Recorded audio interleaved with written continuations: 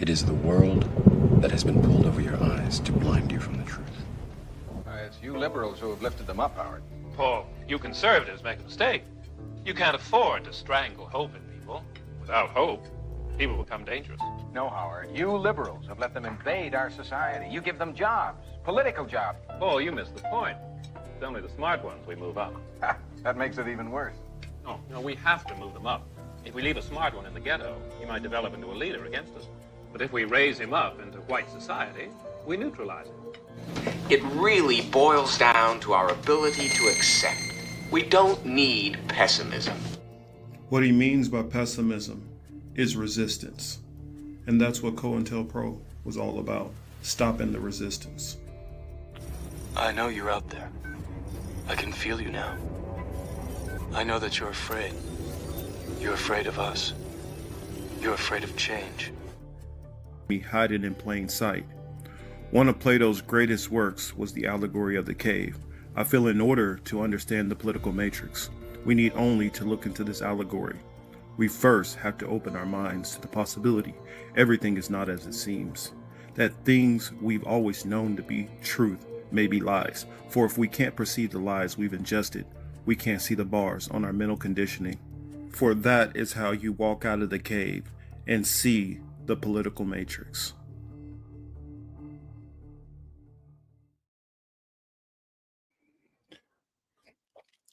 Hello, hello, hello. How are we doing? Apologies for being a little bit late. Let me know if you guys can hear me perfectly fine. Been doing a couple of things, try to get audio and everything together. Wow, I guess this cheese sweater is making me look a little bit more red. But hey, I am here. Shout out, I'll see. I see Miguel is here. Wesley is in the house. Yonina's in the house. Game.film is here also. I see Jackie is here. What are you guys talking about? I see some of you guys were in here a little bit earlier than I was, but of course, Yonina, gotta boo my Chiefs. Why? I don't know. More or less, I'm wearing it just because it is a little chilly. It is a lot of rain right now going on. Everybody's, of course, panicking here in Southern California because it doesn't rain a lot, and especially not for long periods of time. It's basically started raining, I want to say, yesterday around, actually probably not even yesterday. It's probably been going on easily more than 24 hours, and that's not, usual or typical out here. But I don't know. Oh yeah, also, if you guys got anything else that you want me to bring up, any other topics that you don't see that I have listed, because I know it's been a busy week and there's always so many things to talk about. But yes, it never rains in Southern California. But yeah, there's some things that I've just been noticing, and apologies. Till will be away this show. She had some things that she had to go take care of, and so that's perfectly fine. We all have things that are going on in life. We have a life outside of here that we have to, maintain and keep afloat. And so, and you have people that, have different things going on. So no problem with that. Hopefully you guys will be all right just dealing with me for the night. I wanted to start off before I really jumped into some of the major stories. Oh, I guess I forgot. My apologies. I didn't even announce the topics that we're going to talk about. Of course, the Is MAGA Dead? That I brought up because Nick Fuentes is he tweeted out, or I guess posted or whatever on X, that MAGA is dead. And he had some profound words to say, and there's reasons to kind of think he may be onto something, but also I just want to talk about it because we never know. I don't want to be one of those people which prematurely announces the demise of MAGA for it only to resurrect much stronger. Being the cautious person that I am, but I do want to just talk about it a little bit. Matrix to the pregnant lady in Texas. Oh yeah, I did see that. That was pretty messed up. But yeah, I guess before we really get into the show, I'll talk about that a little bit. See if I can find that clip. I can't remember, was it on Instagram I saw it or wherever, but I'll find it for those who hadn't seen it yet. Um,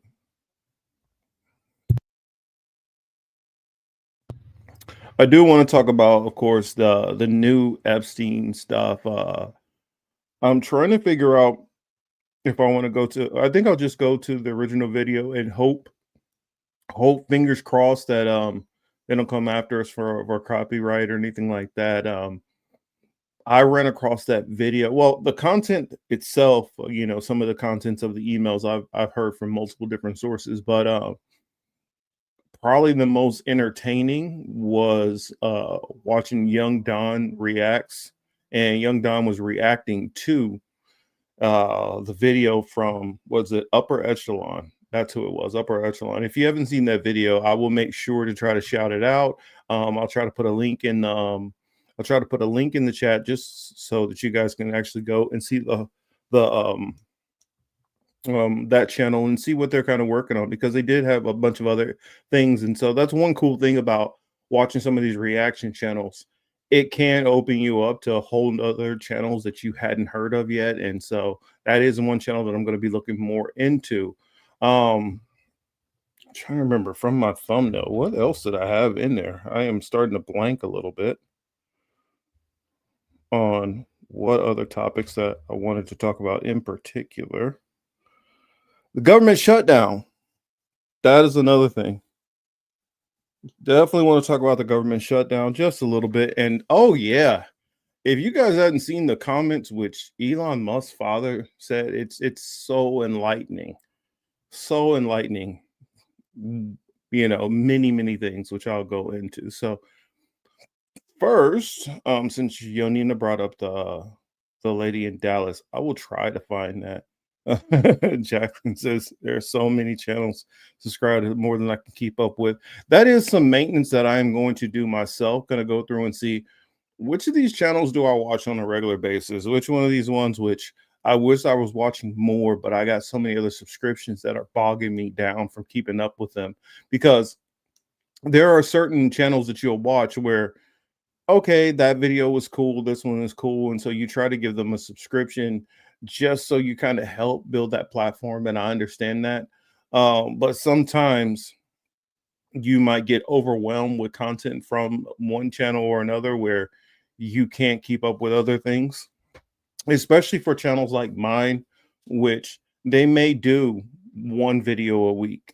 They may do, some might even do it once every 2 weeks or whatever, and they'll get buried because they're not putting out that steady stream of content like some channels which are doing, you know, 2, 3, 4, 5, 6 videos a week.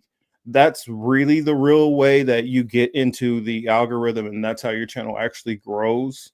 So what I would say in the past where I kind of felt more like, oh, well, they're shadow banning me. I mean, there could be some to it, some of that, but part of it is self-inflicted. I mean, you got to do more content. The more content you do, the more you get put into the algorithm. And that's been a success to many channels. So just for those people who are thinking about getting into this, know that you need to put out a lot of content if your goal is to have your channel really grow and be one of these bigger channels. I care just more about being able to give a perspective on different topics that have been on my mind that I've seen that I felt like I wasn't seeing. And if I ever felt to the point where there's this channel out there who's saying what I'm saying and better, and I'm irrelevant, then I don't know.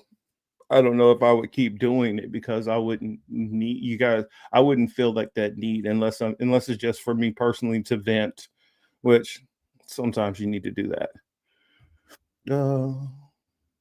It said I might be a little bit behind. I'm watching you on your streaming platform on my phone and on the phone stream on my TV. Oh, well, that's perfectly fine. Mirror life, Charity, I believe it has to do with the scripture that says, "Don't let your right hand know what your left hand is doing." I will check into that, but let me see if I can find that about that Dallas. I think it was Dallas. Yeah, it was Dallas pregnant woman. Yeah, if I can spell today.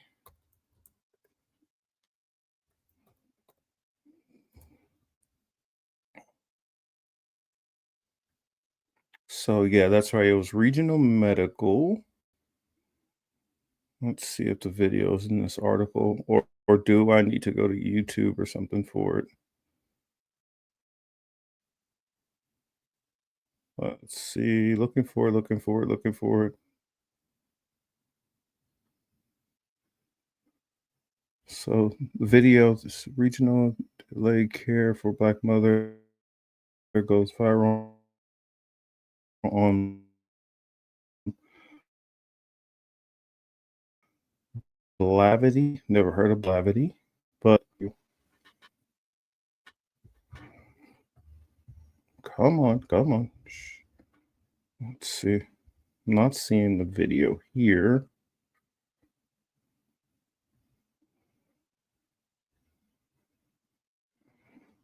Come on.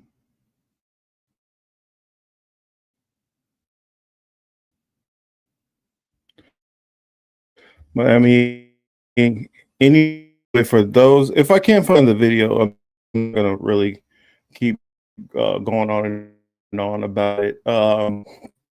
Basically, in a nutshell, it's a woman who's pregnant, and this is her third pregnancy. She's going to, well, I know that information because in the video, her friend is saying, "I told you about coming to this hospital. This is how they do us," and stuff like that. And um, it's been long, kind of documented how a lot of hospitals are very callous how they treat black women in the medical system, and actually how they definitely so viral because this lady is in BS instead of just getting her treatment, and she has her sitting basically in what looks like it would be a very uncomfortable chair, and just berating her with questions.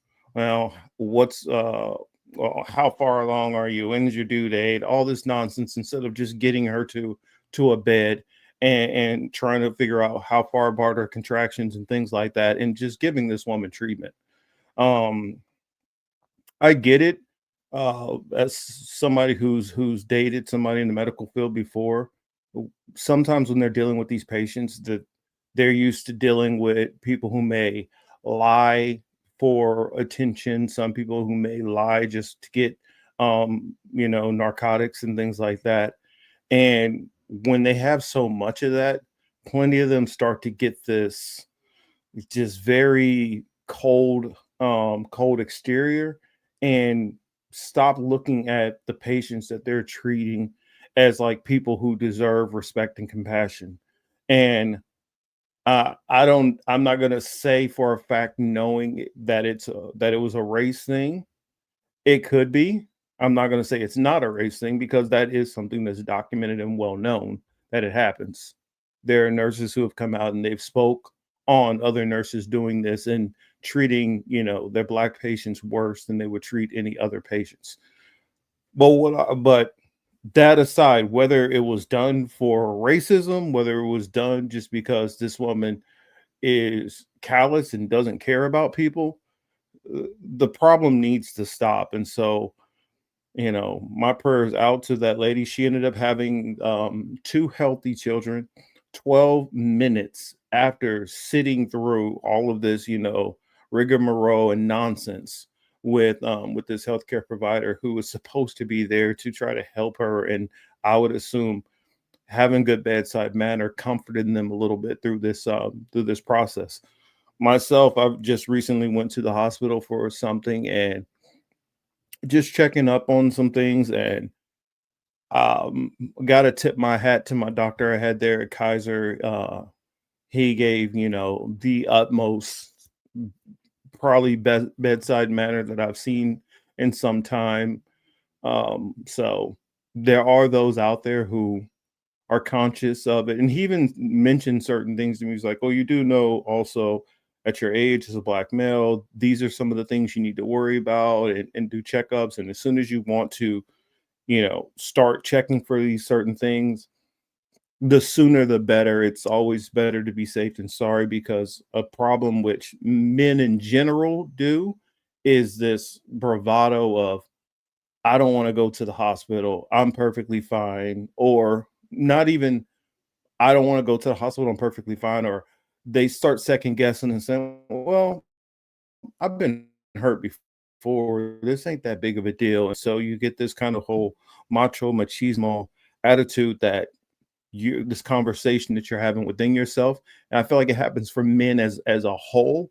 I think it's magnified on men who aren't doing this financially as well, because they're starting to think, man, I've suffered through pain before, and I can't afford to just be going to the hospital and forking over one, 200, 300, $400 for it not to be nothing. So I get it, but men, we need to get our pride and ego out of some of these things and just take our asses to the hospital. Black, brown, white, whatever. White men are going to be, there are certain things that they're more susceptible to. Black men, there are certain things that you are more susceptible to. Hispanic men, Asian men, whatever. And so I say that because for the people who say we're just all people, there's no difference there are differences, and not acknowledging those differences can be the exiting of your life sooner than it needs to be. So we do need to pay attention to these things and take care of ourselves, and listen to people around us, whether that is your son, your daughter, your mom, your wife, your girlfriend, whoever. If they're like seeing you and they're looking like, hey, you don't look too good, I think you need to go to the hospital, go check that out, man. Stop. Don't hang around and wait till the last minute.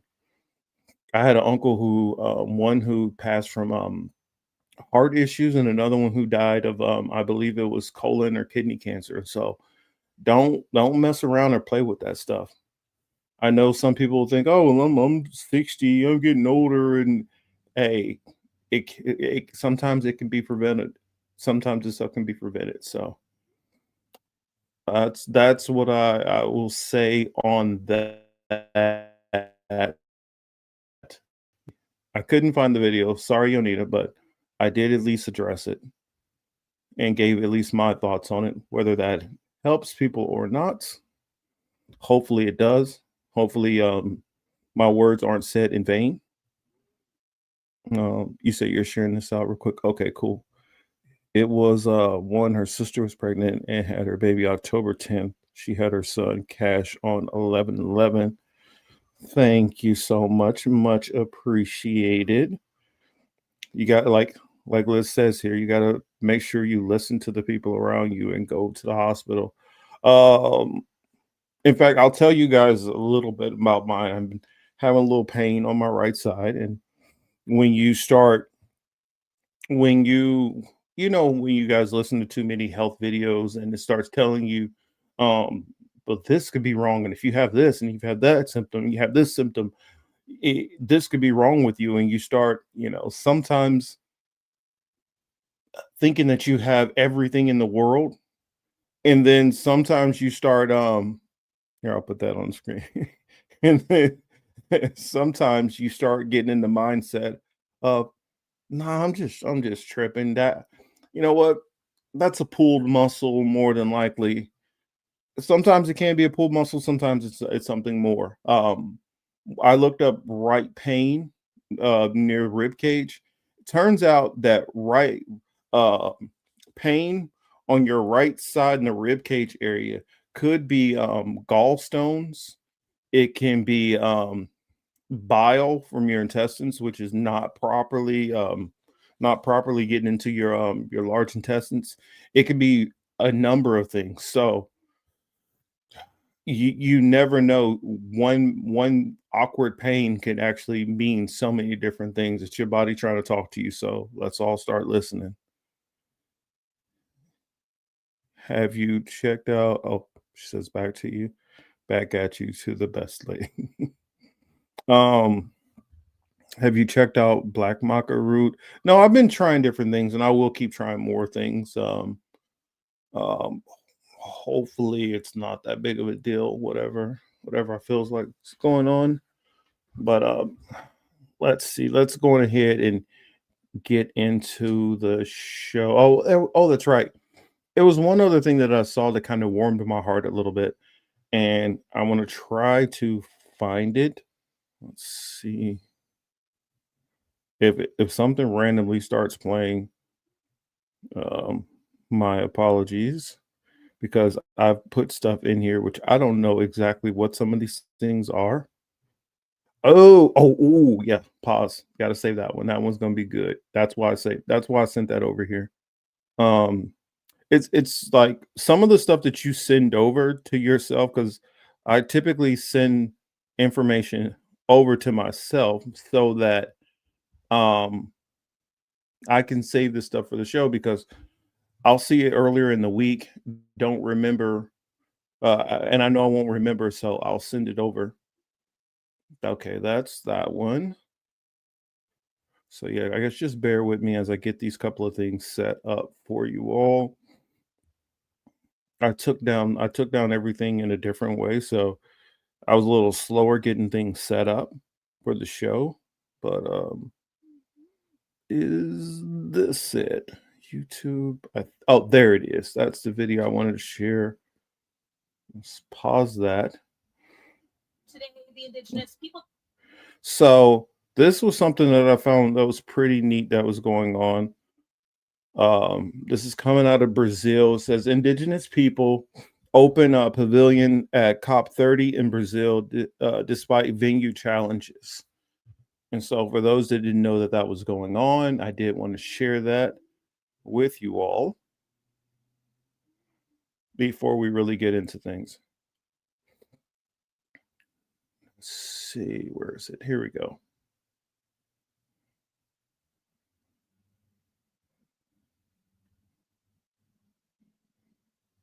Pavilion opened at COP30, where representatives from indigenous peoples across the world sang songs, shared dances, and also shared words of empowerment and declarations. No matter the recognition, people are putting their lives on the line. And so we can use that understanding to also understand a space that was meant to be celebratory and a kickoff and have everything that we might need. And there is no lighting, there is no speakers, there is no fans, there's nothing that indicates that this was a priority from the actions that we saw today. Words were shared, songs were shared without any of the support from the logistical aspect of this space. And we carried on with what needed to be done today. And that's just a testament to how Native people even lead in the world what we're talking about that we might want to create or that is needed in the face of climate change.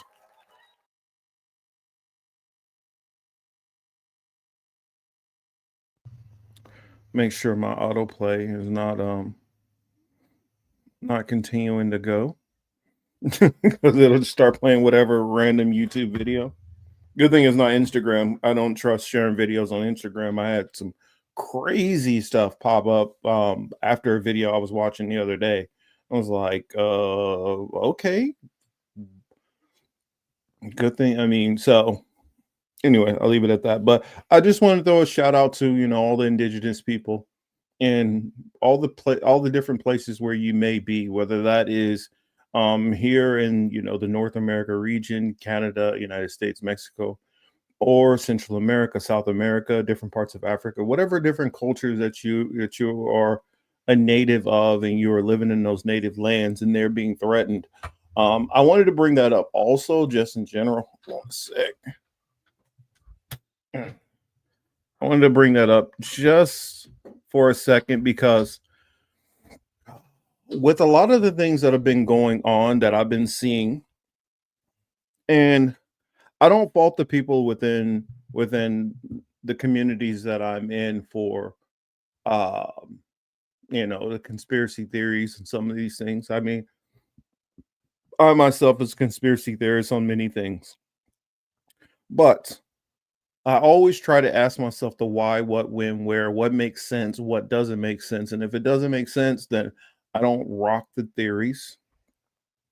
I'm perfectly fine with you having your own theories on everything else, but just some of the things I don't, I don't accept some of these theories. And I feel a big part of a lot of these theories that I'm seeing lately that I disagree with, a lot of the weather phenomenon stuff. Is cloud seeding a real thing? Yes. Are they doing that? Definitely. Steve has showed me so much information on geoengineering things over the years. Do I believe that they are doing certain things to manipulate the weather? Of course, I believe that. I believe that they're creating extra rain.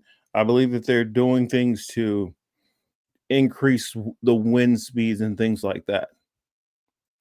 My point is, I don't believe also some of the conspiracy theories that people have been saying about the weather, about the level of control of the weather, that a lot of people have kind of accepted the narrative on and believe.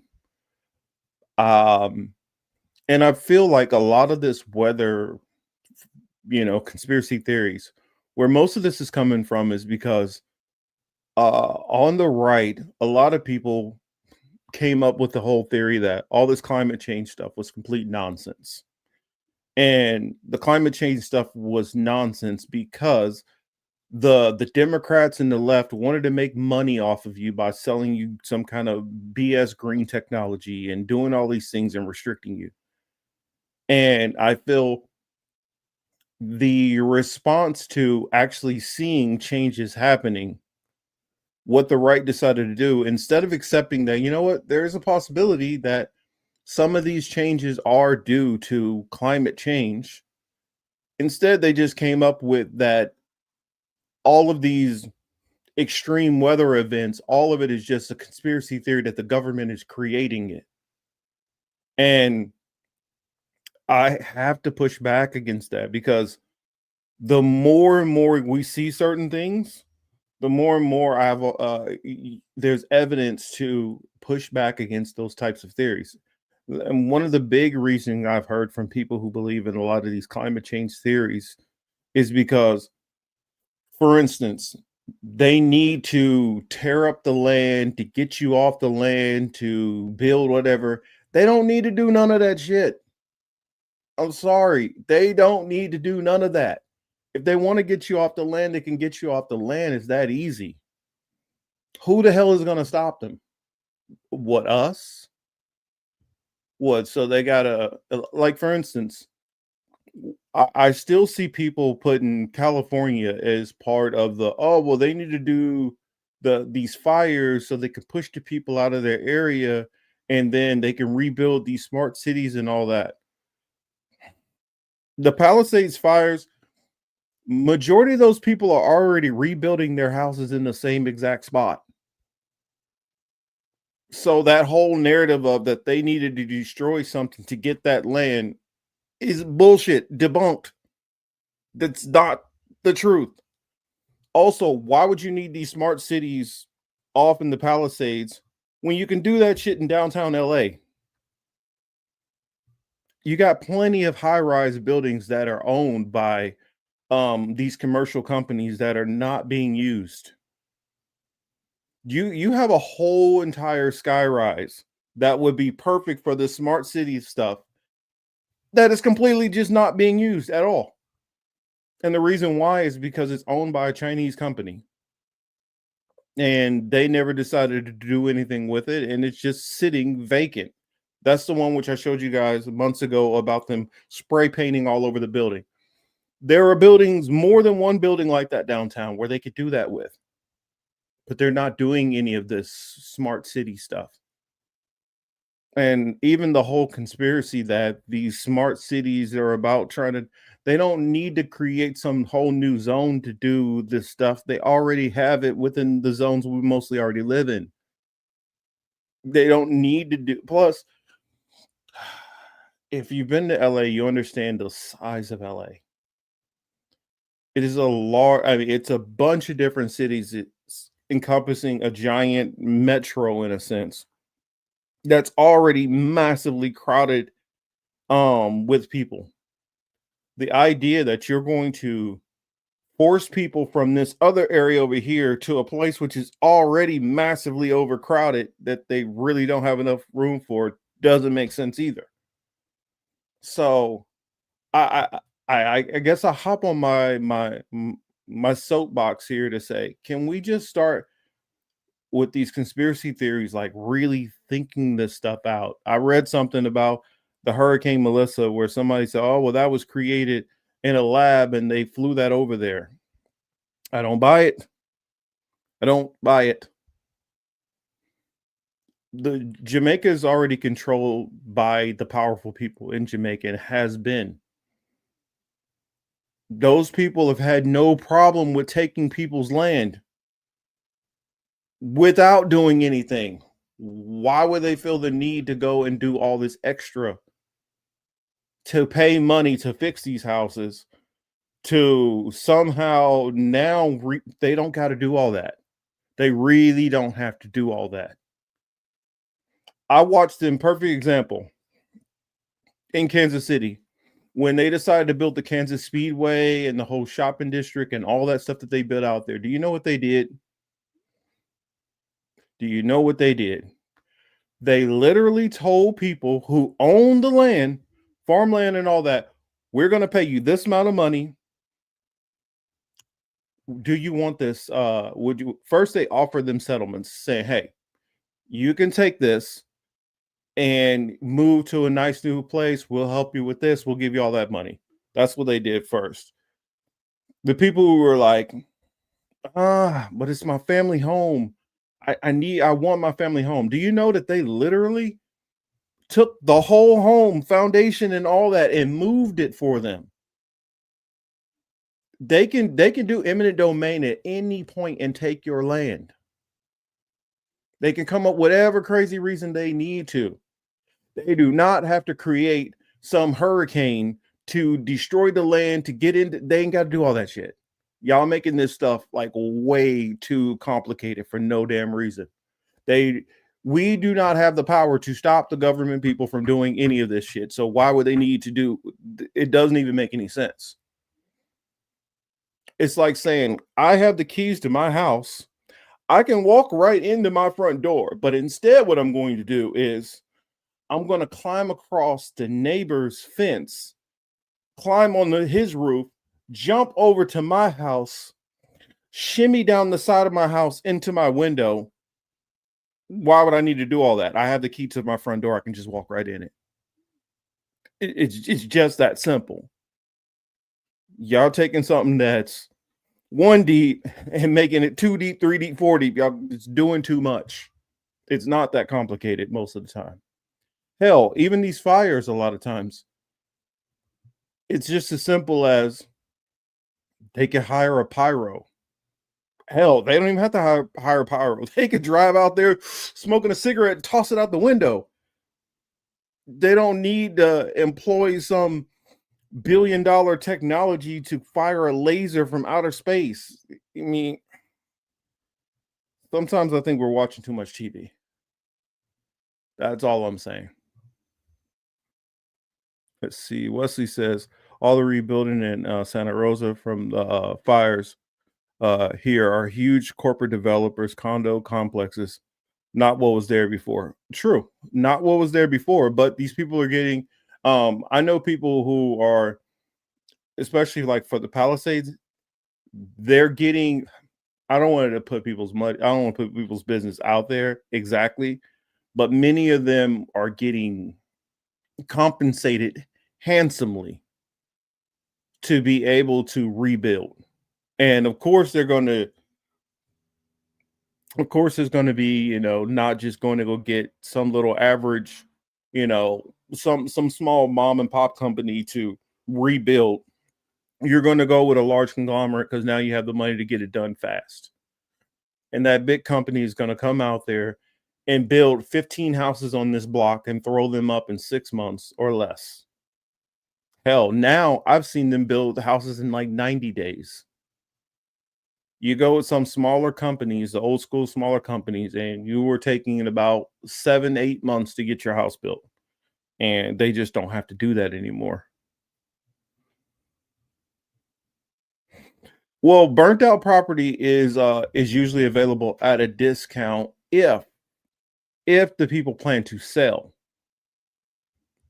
I can tell you here for the Palisades fire in particular, virtually none of these people wanted to sell because you got to think of where the area is. They're literally sitting right there next to the water.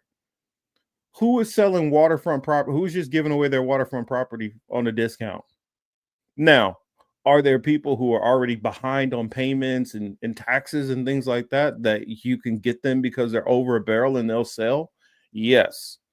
But the bulk of those people, they ain't going nowhere. And especially like the lady I know in particular who had lost her property out there. They bought this, her and her husband bought this property like 30 years ago. And if you know anything about California real estate, how fast you grow. I'm trying to remember, what is it called? Equity. How fast your equity builds out here. You can buy a home in, let's say, if you'd bought a home in, say, the year 2000, and you own that home till now to 2025, you could have bought that house at, let's say, 200, let's say 200,000. That very house, I know somebody, perfect example. He bought his house for like 196 in Long Beach. That house is at $1 million right now, appraisal value. That's how fast it accrues. So a lot of those people in the Palisades in particular bought these houses 15, 20, 30, 40 years ago. These houses are worth bank now, and they didn't pay very much to get into them. So the equity on them, it wouldn't make it. It would be foolish to just throw that away. And most of those people are not doing that. Most of those people are moving right back into the same spot. So, I mean, does it happen? I mean, Tornado Alley, people don't have proper insurance and they get, caught over a barrel, of course. But some of these theories that I hear people say, they just don't fully. When you really just start asking question after question after question, they start to fall apart pretty quickly, in my opinion. And the reason why is because I feel like you need to vet every idea that you have, everything that you say, that you think about. Your ideas need to be battle tested and ask the who, why, what, when, where. It can't just be well, these people are evil and they've done evil stuff before, and there is technology that is showed in some limited capacity could do this, and then jump to this is what happened. That's all I'm saying. I feel like most of that comes from people who do not want to accept that human beings are having any effect on climate change. Now, if you hold that belief system that human beings have no effect on climate change, then of course you need to come up with some reason to why things are getting worse than they used to be. And so that's what I would say, because I've even seen like some of the experiments that people are doing. Some of these wind experiments and stuff and hurricane experiments are done on a small scale. They're not done on the type of scale that it would need to be done on in order to make it work. I mean, living in Florida, looking at hurricanes and living in Tornado Alley, when I hear people talk about this control of the weather, it's hard, really hard for me to believe it, because this would have to be a massive, massive, massive investment. And I don't see the payoff. I don't see where that payoff is coming for them to do all of that, when there are other means to accomplish these said goals that could be employed that are not being employed. Let's see. Oh, hello, Lainey. I see Lainey is in the building. Welcome, Lainey. Let's see. Jackie says, mind you, this weather technology might might be not worthwhile to employ in the US because of eminent domain. But what about in other countries, say in the global south, where eminent domain doesn't apply? Well, in the global south, they just take stuff. I mean, look at Bukele. Some of these countries, they don't give a damn. They're going to just, if they need it, they're going to take it. Um, you look at what goes on in certain regions of Africa. If they decide that your area is worth a whole lot due to the corruption of Western powers, they're just going to take the shit. They're not going to go through some kind of legal maneuvering to get this fig leaf that they're trying to do it on the up and up. They're just going to take your land. Sad to say it, but that's what they're going to do. They're not going to do this. I mean, and sometimes all it takes, like with the Jamaican one, all it took was a couple of people who are from Jamaica to hop on to agreeing with some of these theories. And they're like, oh, well, see this program right here that was created. That program was created decades ago. All it is a city planning, and every city council comes out with these plans and initiatives that they plan to do over the long haul. We know we have a housing problem, so we plan on building this many houses. We know our streets are messed up. We plan on doing this and this and this. It's just, I mean, also, or what do y'all think city councils actually do? You think that they don't come up with plans and try to work with builders and developers to figure out what the hell they're going to do? Or are they just winging it? They just say, oh, well, street broken, here, take this money and fix it. No, you have to plan all the stuff out. You have to get with developers. You have to get with architects. You have to get with all of these different people. And that takes years and years of planning. And so it always can't be this nefarious government, this villain rubbing his palms together. That's it. I'm sorry. I guess because I didn't get to say my thoughts on the Hurricane Melissa stuff, and I heard a lot of people with their thoughts and theories. I mean, there's so many other places also which they can get these resources from that are far more plentiful than Jamaica. I just don't buy some of the stuff that people were saying. But let's move on to another topic. But that's just stuff I had to get off my chest because I felt that since I was having my system issues, I didn't get to get my perspective out there. Now, that might be different than other people's perspectives, and that's fine. Everybody has their views, but I just had to lay mine out. So, next thing I want to go into is, I don't know, have you guys seen the comments made by Elon Musk's father?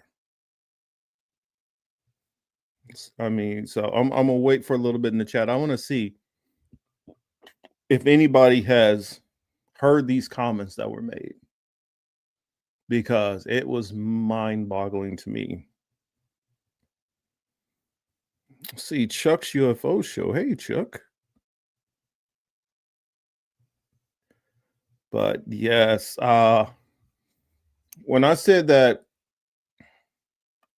Elon's comments, not Elon, but Earl Musk's comments were very, I don't want to say surprising, because I remember talking with Teal about this. I'm not sure if this was a off-screen conversation or on-screen conversation, but I was talking about Elon Musk's parents and his grandparents and their history and where they come from and their mentality. It doesn't surprise me, the stuff that I see out of Elon Musk and a platform that he runs. So I see Wesley here says he has not. So let me share this with you all. I don't know. I may stop it in between certain parts, or I may come back to, I don't know, but some of the stuff that this man was saying, it's no wonder Elon Musk is the way he is. It's no wonder that he turned Twitter into what he's turned it into. But let's see. Let's click into it. Oh, sorry. There's a big talking point in the US right now is America in the next 20 years will become, for the first time in its history, a minority white country. Well, that will be a very, very bad thing to happen. You want to see the US go down? Why? Oh, you don't like cars and electric cars, and you don't like technology, or what is it? Do you want to go back to the jungle, or? If the US becomes a minority white country. Yes. So there's Latinas, there's blacks, there's people from all different races make up the majority, and then, you know, it could be 48% white people. Do you really think the US is doomed if it goes under? Yes, it goes under there. Seriously? Yes, of course. You see, if you take South Africa, we have a small white population. So I wanted to stop that before he jumped on to his next point. He believes, oh, of course Earl hates black people. I already know that. Say unpopular opinion.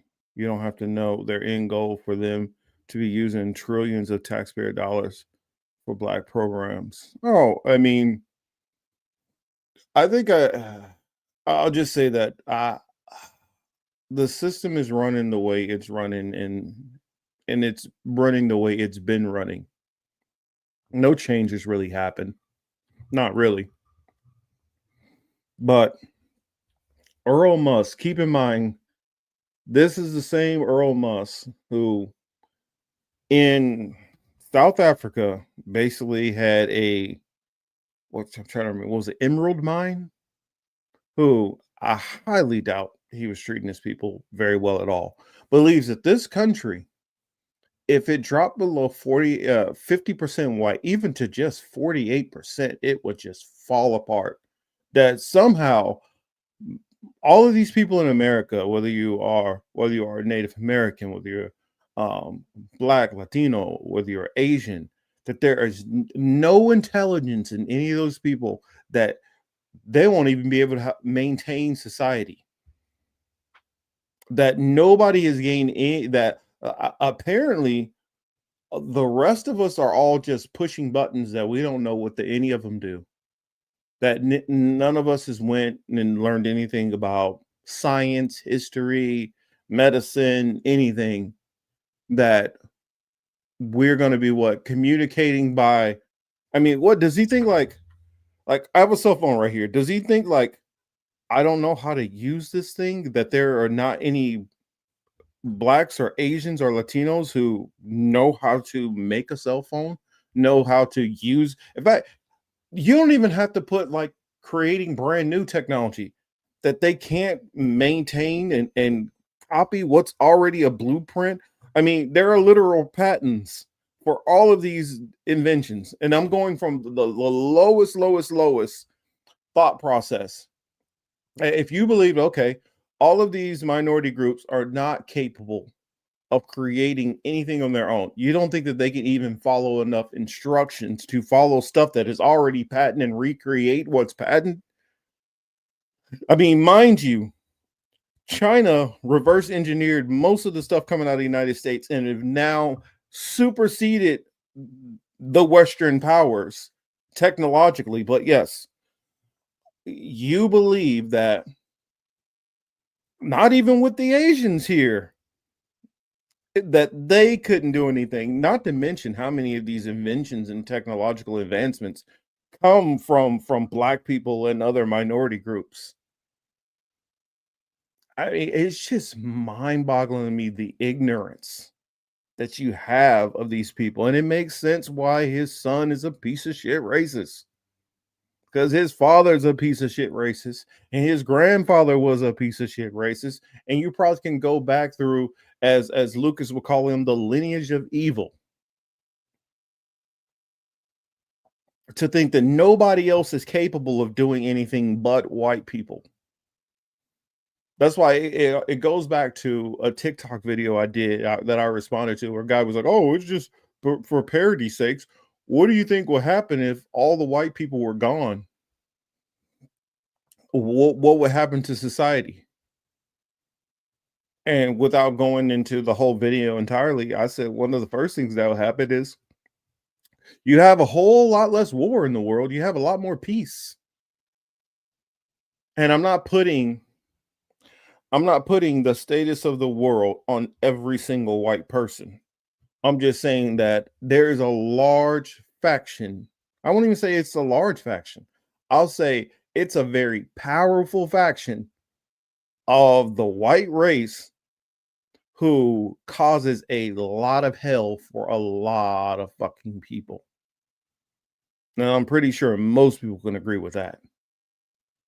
There is a, and it isn't, and this is what I tried to like explain to somebody about races. If black people are 14% of the country, and let's say white people are 55% of the country, even if you had, let's see, 1/5 of that white population being blatant racist, that would be more racist than it is the population of black people. So the probability that each black person would run into a racist white person would be high, even if you're a white person who never runs into another racist white person. Therein also why I believe how so many white people just don't believe racism is a thing because they're not around it. And it's very easy. Plenty of them, I believe, are not around it. So some of them genuinely don't see it or believe it. Some of them are just lying, and some of them are lying to themselves because they know that they are that very racist, which they claim doesn't exist. But sorry, let me get back. Oh, hold on. Let me read this comment. Let's see. Oh, no, I was talking about that. Never mind. But okay, but yeah, let me get back to it.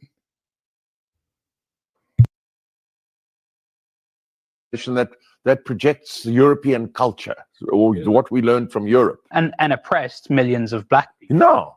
For decades. How do you oppress? We gave them work. We fed them. They grew from a tiny little group into a massive group. That's not oppression. So he believes that they did not oppress the South Africans. How did you get into power in South Africa if you didn't oppress them?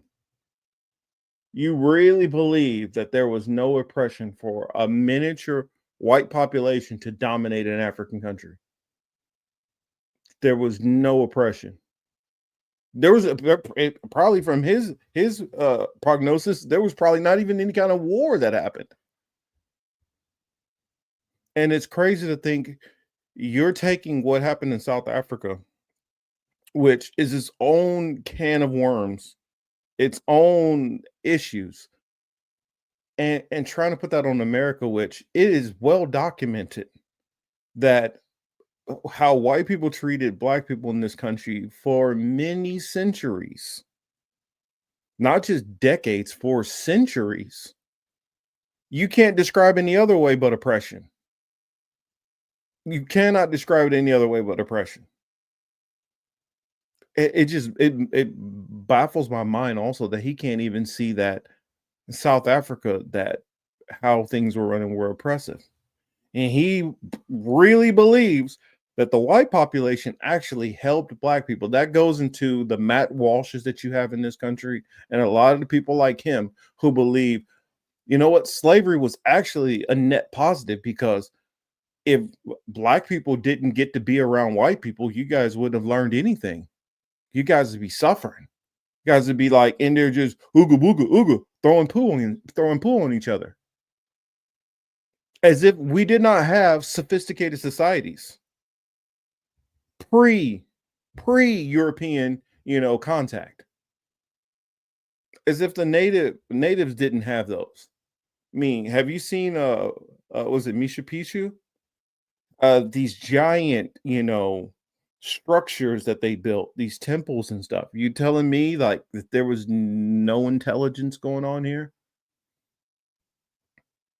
I mean, it's just when you get a stupid racist, well, it makes sense. His son is a stupid racist also. So it makes sense he was raised by a stupid racist. But it's just wild to me that we still have people walking around the earth that are this fucking dumb. That's feeding them.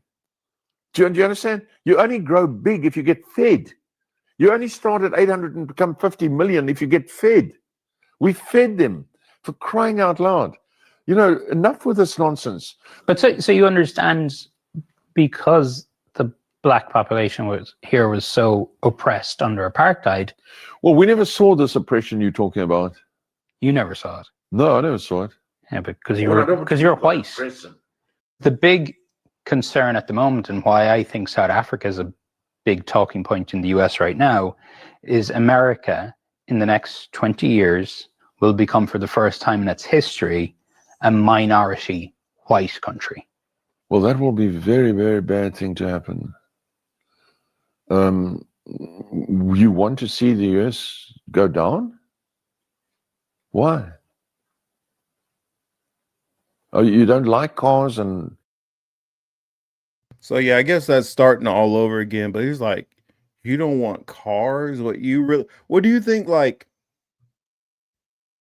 and taking it, not that I believe this, but let's take this to this minimal acknowledgement on a certain point. Let's say that you do believe that black people aren't capable of anything. Minorities are not capable of anything. What do you think? We're going to literally rip apart society the moment that it hits 49? I mean, this is just... Also, what is the white population in South Africa? It's far lower than 50%. Did that cause the destruction of the society? It's just wild, the mentality. Now, for the racists out there that would use the excuse of, oh, when white people left a place like Haiti, you saw what happened to it. And I would push back with, when you put the kind of sanctions that they put on there and force this place to pay reparations for their own freedom at more than their GDP is, you literally turn this nation in basically to a debt slave. So how can they pull themselves out of poverty if you're keeping the boot on their neck of poverty? It's just... It's like holding somebody down, like, I don't get why you can't get up. Yeah, I know I have my foot on your stomach, and I know he has your arms pinned down, but I don't get why you can't get up. Just get up. And it's like, you couldn't get up in this circumstance. You couldn't move in this circumstance, but you expect me to do something that's virtually impossible, that you know your damn self you can't do. And then look at me like I'm inferior because I'm not able to do this extreme crazy task that literally is not realistic. And you can just look at his face. This dude really thinks like that he's thinking things out intelligently. That's why I say sometimes, man, idiotic people are dangerous. Especially a rich, dumb person is a very dangerous person. Because when a person is rich and dumb, they have the power to influence so much, i.e., Elon Musk. Have an idiot with a whole lot of money and how much havoc that he can cause. Said, they still think majority of Nigerian is mud huts and shit. Of course they do. Of course they do. In fact, since you mentioned that, let me do that. Let me go pull up Nigeria. What Nigeria looks like, because I know probably even members of our audience, maybe it's not because of racism, maybe they just never really thought about it. It's like, never really thought about what Nigeria looks like. Let me pull up Nigeria.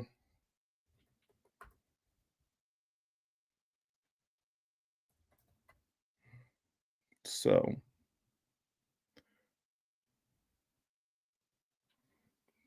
hold on a second. Let me grab this video.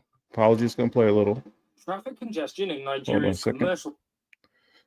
So yeah, let me share this video so we could take a look at what Nigeria actually freaking looks like right now. This is a black-dominated country, black-controlled country.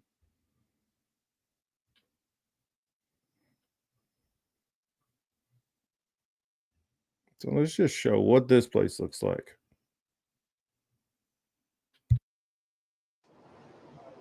Traffic congestion in Nigeria's commercial capital Lagos is notorious, and that's why passengers in Africa's most populous city were welcoming the maiden voyage of a long-awaited light. Do you see how clean this bus is? Good Lord. That's all. I'm sorry. Maybe rail service on Monday.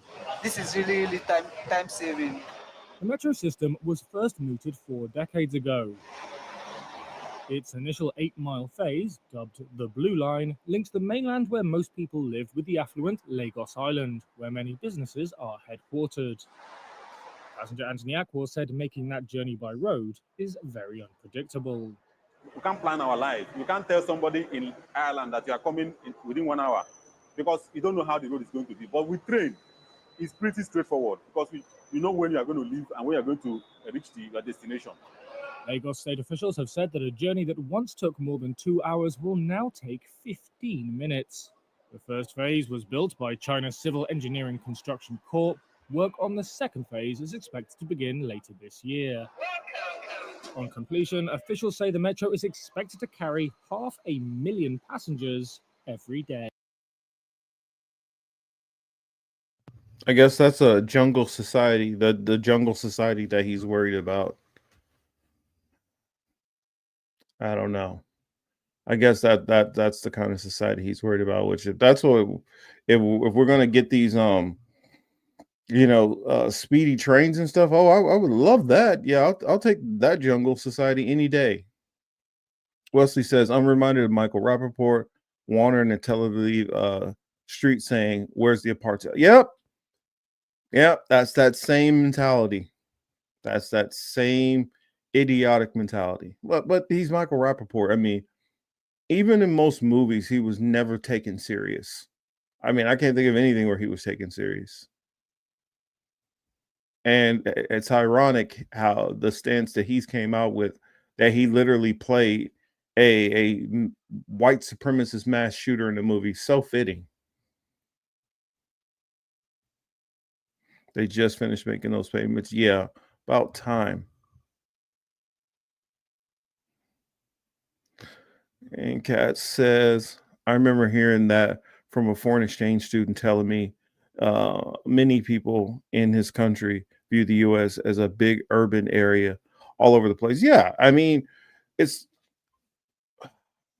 people like Earl Musk. I'm like, have you heard of West Virginia? I mean, there are some places in America that look far worse than any third world country.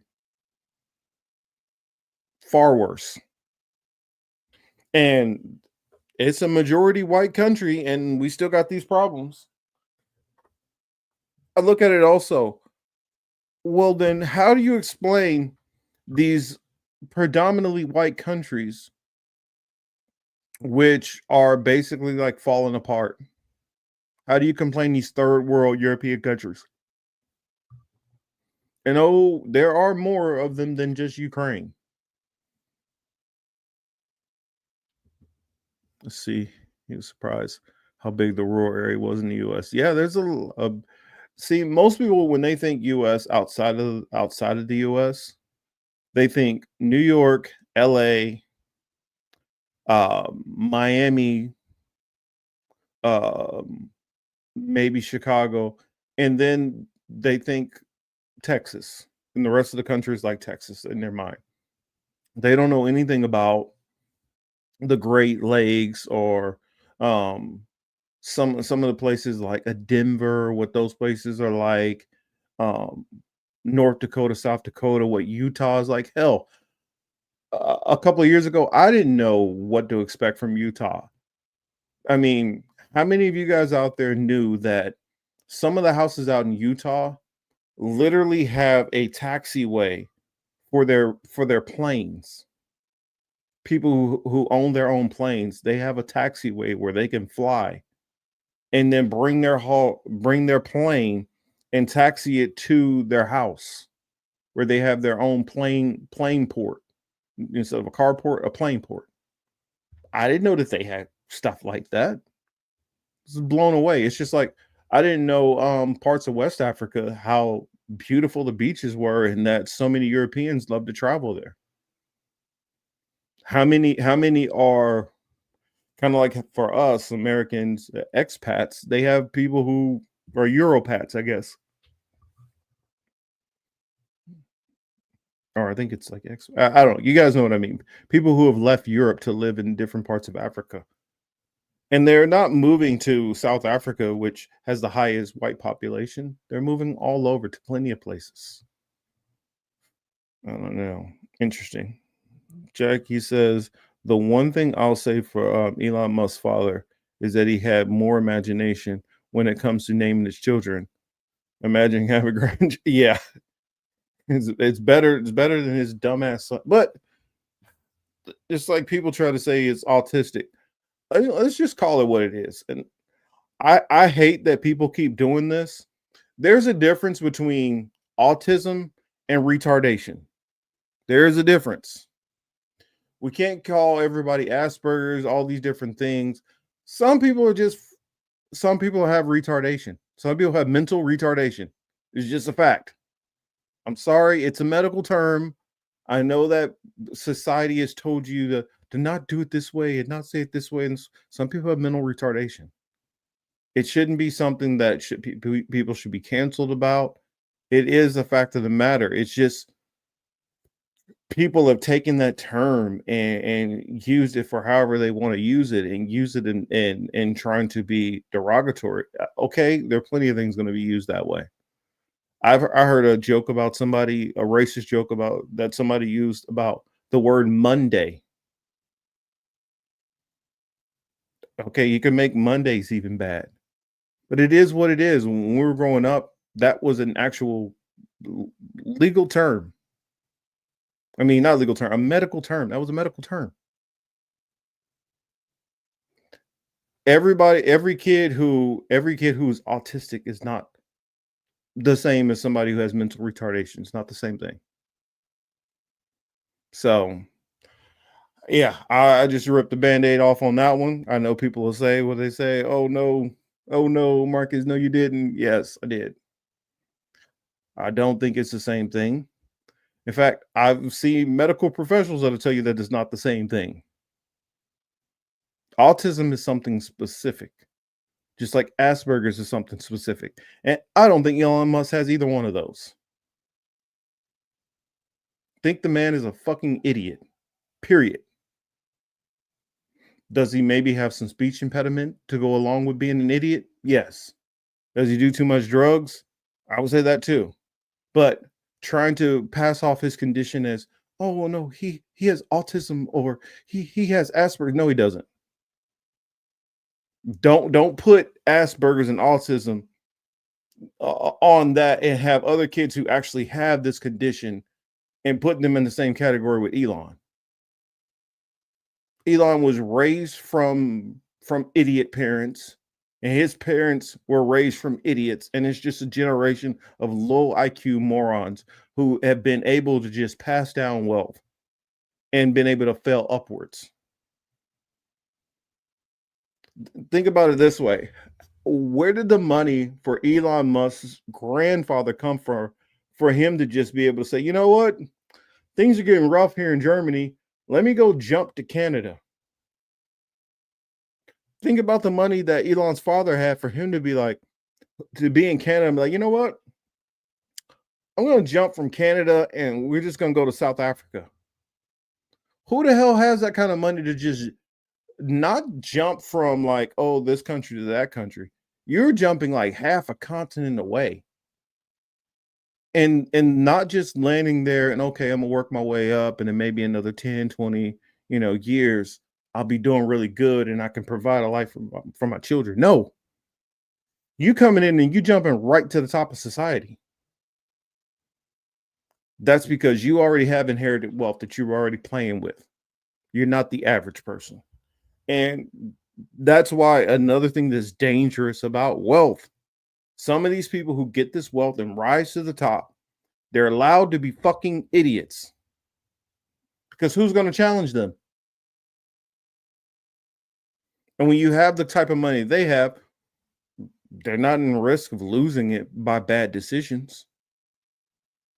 Hell, the accrued interest that they have on it in the bank, and people who they'll hire to work on their portfolios are going to, give them enough safeguards to protect their dumb behaviors, because it's some of their money is going to be safeguarded because it's not all put into one nest. I could definitely see that being a possibility, Yonina. I think something happened with them. I don't know if somebody at one point was kicked in the head by a horse or something, but something happened in their gene pool that all of them are screwed up in the head. It said, man, Marcus, instead of you, it's me who has the internet troubles. Oh, man.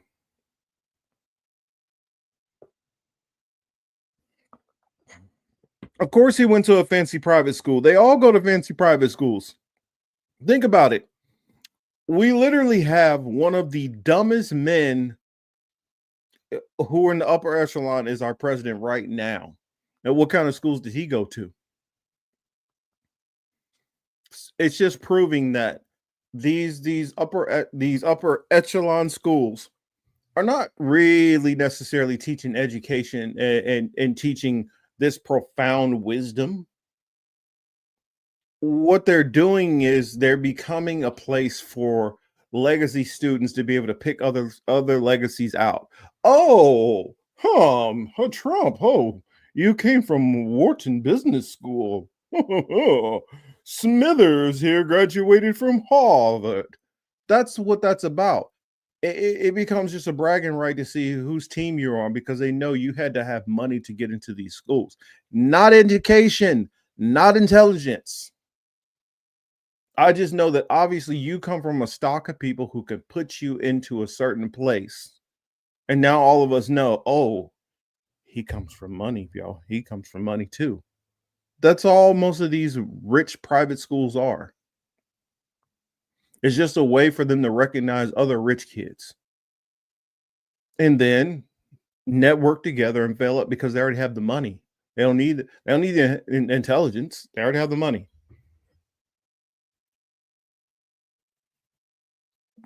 For instance, in fact, I'm wondering now, Jeff Bezos, what school did he go to? I'm curious now. Because don't get me wrong, I'm not saying every one of these rich billionaires are all idiots. That's not what I'm saying. But that one right there, oh, he definitely is. Let's see, Bezos, where did he go to school? He went to Princeton. And I don't think he was a legacy either. And this is a man who is obviously highly intelligent. I would say the same with weird ass Mark Zuckerberg. I would say he's highly intelligent also. Just because he's weird does not mean he's not brilliant. Y'all feel he's cutthroat also? Yeah, we're talking about Bezos attended student science training program at the University of Florida. He was high school valedictorian, a National Merit Scholar, a Silver Knight Award winner in 1982. After graduating from high school in 1982, Bezos attended Princeton. He initially majored in physics. Right there. If you go to college and even if you switched majors and you chose physics, you're not a dumb guy. Not by a long shot. Dummies don't just choose physics. Say he but later switched to electrical engineering and computer science. Like I said, not a dumb man, not by a long shot. Hell, I don't even think Bill Gates is a dumb man. I think Bill Gates is highly intelligent. Even Peter Thiel, who I think he's smart, but occasionally makes extremely dumb decisions. The only thing I'll give Elon is Elon is good at being able to spot. Ooh, sorry. Elon is good at being able to spot something that I think that's going to do good. And I got a whole lot of money, so let me bet on it. And if it fails, oh well, I'll bet on this other thing. One of them's going to hit. It's kind of it's kind of like the principle of if I gave any of you guys $10 million and you had 5 investments that were $1 million a piece.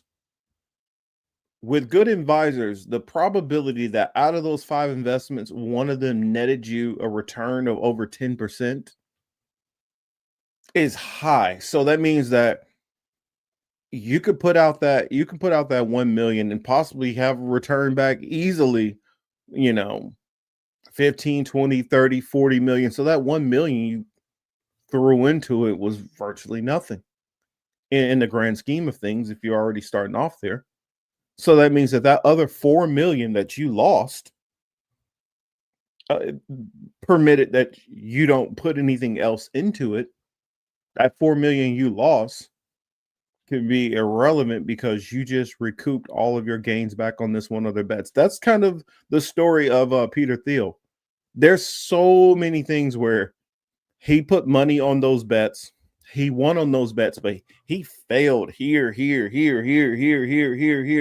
It's just that when you have that kind of money, you have a higher the ability for you to fail on something. The bounce back is a whole lot easier. Whereas us average folks, if we put our money into something, it has to succeed. We can't. We got to shoot 1 for 1. You get one shot and you got to make it. You don't get like them where they get to keep, it's not like at some kind of gaming place and you put a coin in and the balls keep coming down and you just keep having chance after chance after chance. The rest of us don't get chance after chance. We get 1, maybe 2 good shots in our lifetime to make something work for a big gain, or else it's just grinding it out. And so, yeah, I don't have respect for a lot of these billionaires. In short, you said they're all secretly. I wouldn't be surprised. I mean, especially the news coming out about old Trumpy. Would not be surprised. Let's see. Found out. Let me put this on the screen. Found out the other day that Britain can fit into Texas 2.8 times. I can't remember the exact times that Britain fits into Alaska, but it was like 7. Yeah. It's one channel that I watch. Was it Lewis Reacts, I believe, and it's always fascinating watching him, how excited and blown away he is about learning different things about the U.S. and I don't know. It's just interesting to me. Lately, I would have critiqued people or had negative word to say, oh, people watching that garbage about reaction content, but I found myself watching more and more reaction content.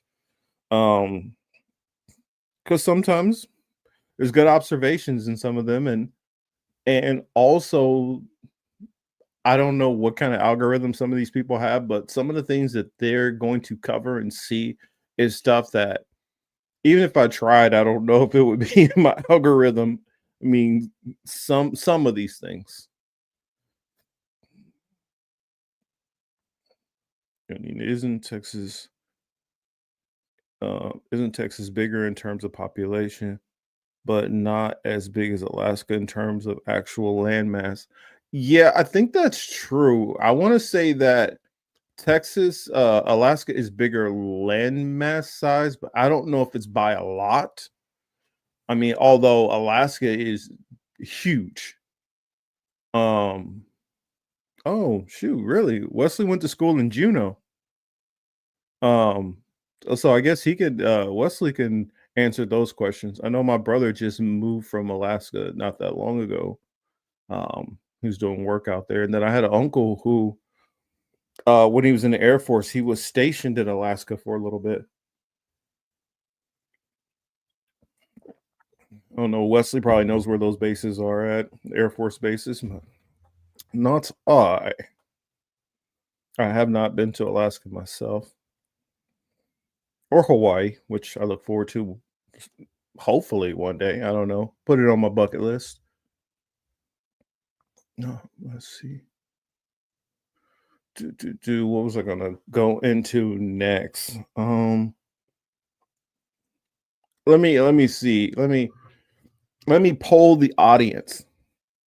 So, would you guys rather me go into the is MAGA dead or into the Trump stuff? Because I got a feeling y'all want the Trump stuff.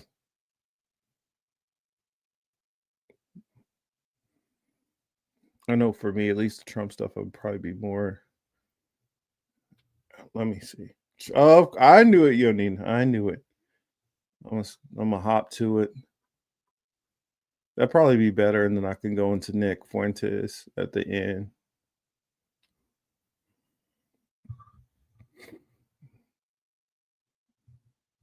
So yes, let me find that video.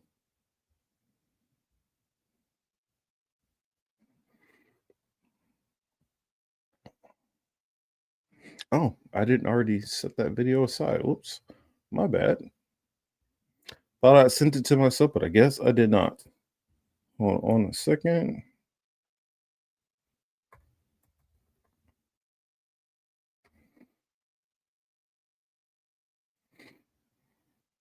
So hold on a sec.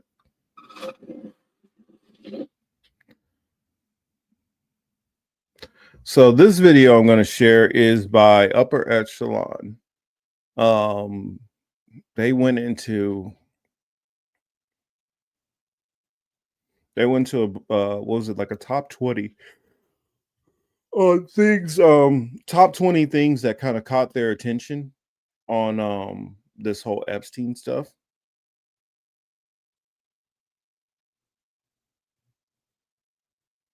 Pink swastika. Okay. Interesting.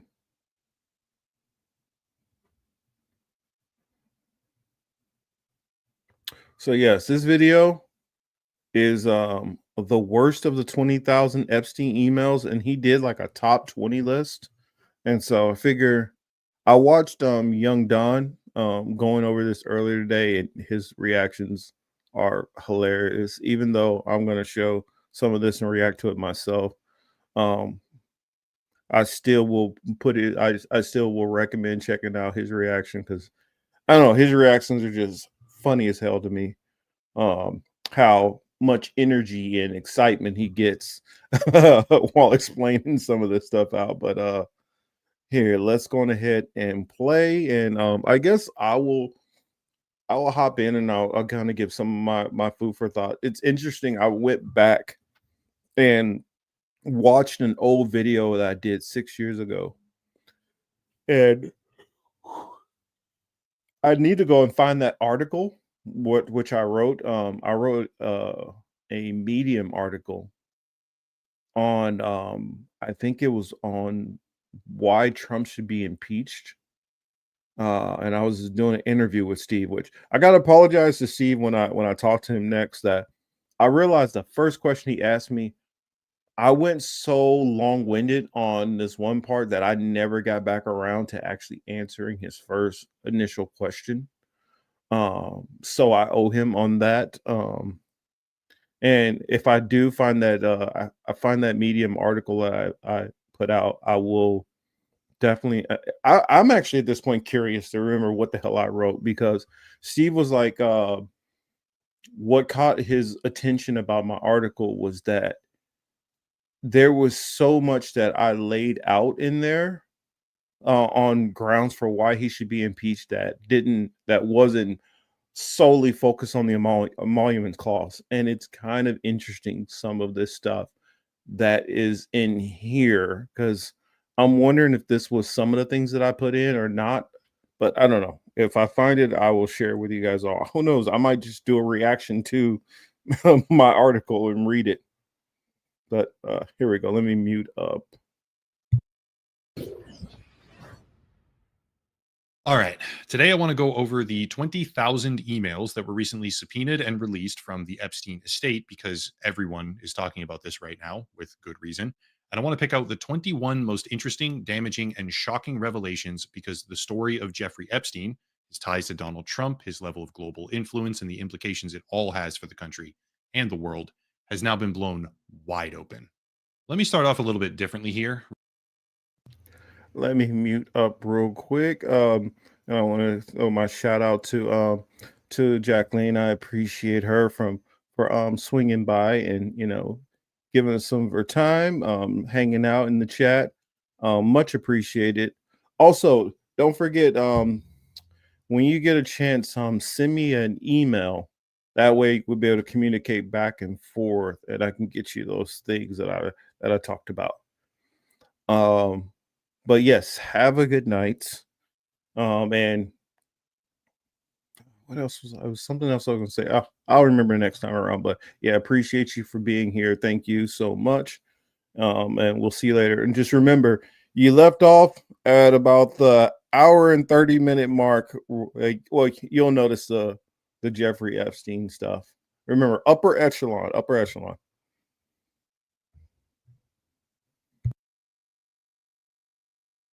Rather than simply diving in right away, I want to begin with a sort of index glossary of names. There's a pretty hefty number of people that we need to be familiar with before comprehending these emails. So, at the very start, right now, I want to go through one by one and explain who these people are so that if at any point someone doesn't remember or I say a name that they don't recall or aren't familiar with, they can come back to the beginning and find out who that person is, why they matter, etc. Here we go. First, obviously, is Jeffrey Epstein, financier, trafficker, well-connected socialite, and the main subject of the video. He was arrested in 2006, again in 2019, and he died under suspect circumstances in. I'll pause that. I'm gonna just try to skip down to the bottom of this list. If there's anybody that I see on this list that I'm not familiar with, we already know who Jeffrey Epstein and all that, so we don't need to go back through that again. But if there's anybody on this list that I feel like that we are not aware of or and I'm not aware of, then I'll skip back and figure out where. But I'll skim through a little bit. We know Trump is, Melania, of course. Wolf, that's right. That's the reporter. Thomas. Who's Thomas? I know Stone is Roger Stone. Is the Baraki who? Let's go back a little bit. Let's see. So back up to whoever Thomas is. All right. Yes, Michael Wolff is the journalist who was talking back and forth with Epstein through these emails. All right. Michael Wolff, as we just said, an author who wrote extensively about Epstein and conducted a number of interviews with him, supposedly something like 100 hours of footage, is a journalist and author closely connected to the Epstein story, who has not only made explosive claims about things he allegedly saw, but also embedded himself in the controversy by targeting President Trump repeatedly. Moving on, we have Landon Thomas Jr., a New York Times journalist who is also relevant to the situation, highly. But I also think it's worth mentioning that from 1990. That's right. Landon Thomas was the other journalist. I forgot. It's like, okay, who was Thomas again? Of course, Bannon. You know, Bannon is.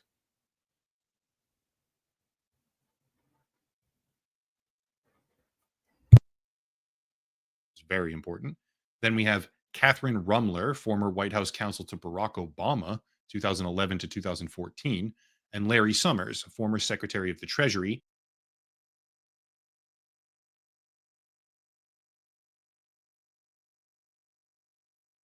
Sorry, tied to the whole Clinton, name in general, Larry Summers was. Let's see. It's Roger Stone. Who else do we got here? Tom Barack. Okay.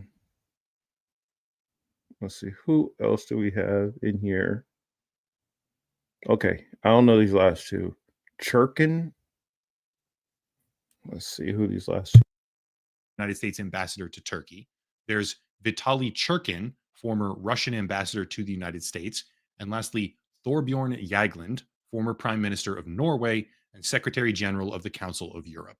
There's a few more names here and there, but those are the ones that we need to fully understand, because the 21 most interesting or damaging emails specifically refer to, come from, or are exchanged with one of these people. With that fully out of the way, let's dive right in.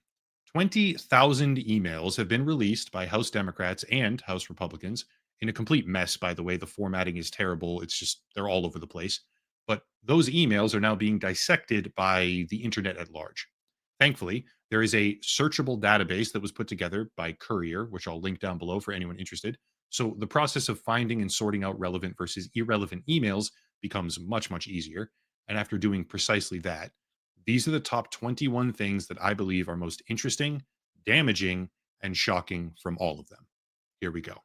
Number 21. This is an email from Jeffrey Epstein to Landon Thomas Jr., New York Times journalist, in 2015, after Landon Thomas said that everyone was coming to him thinking that he had juicy info on Epstein and Trump. Quote, read the BuzzFeed Read My Airplane Logs and Hawaiian Tropic contest, / have them ask my houseman about Donald almost walking through the door, leaving his nose print on the glass as young women were swimming in the pool, and he was so focused he walked straight into the door. End quote. Not the most salacious thing in the world, to be honest, distracted by young women in a pool, but I figure we might as well start slow at the beginning. For me, I just think about that and I get the visual. Like, what kind of big, goofy ass goober are you? That you, women, dunk. It's like, wow, are you that thirsty? Oh my gosh, you that thirsty. I'll admit, of course, the female form is a beautiful thing, but for one, I prefer to reserve that kind of ogling at least for adult women, not ones who bordering on being someone's child.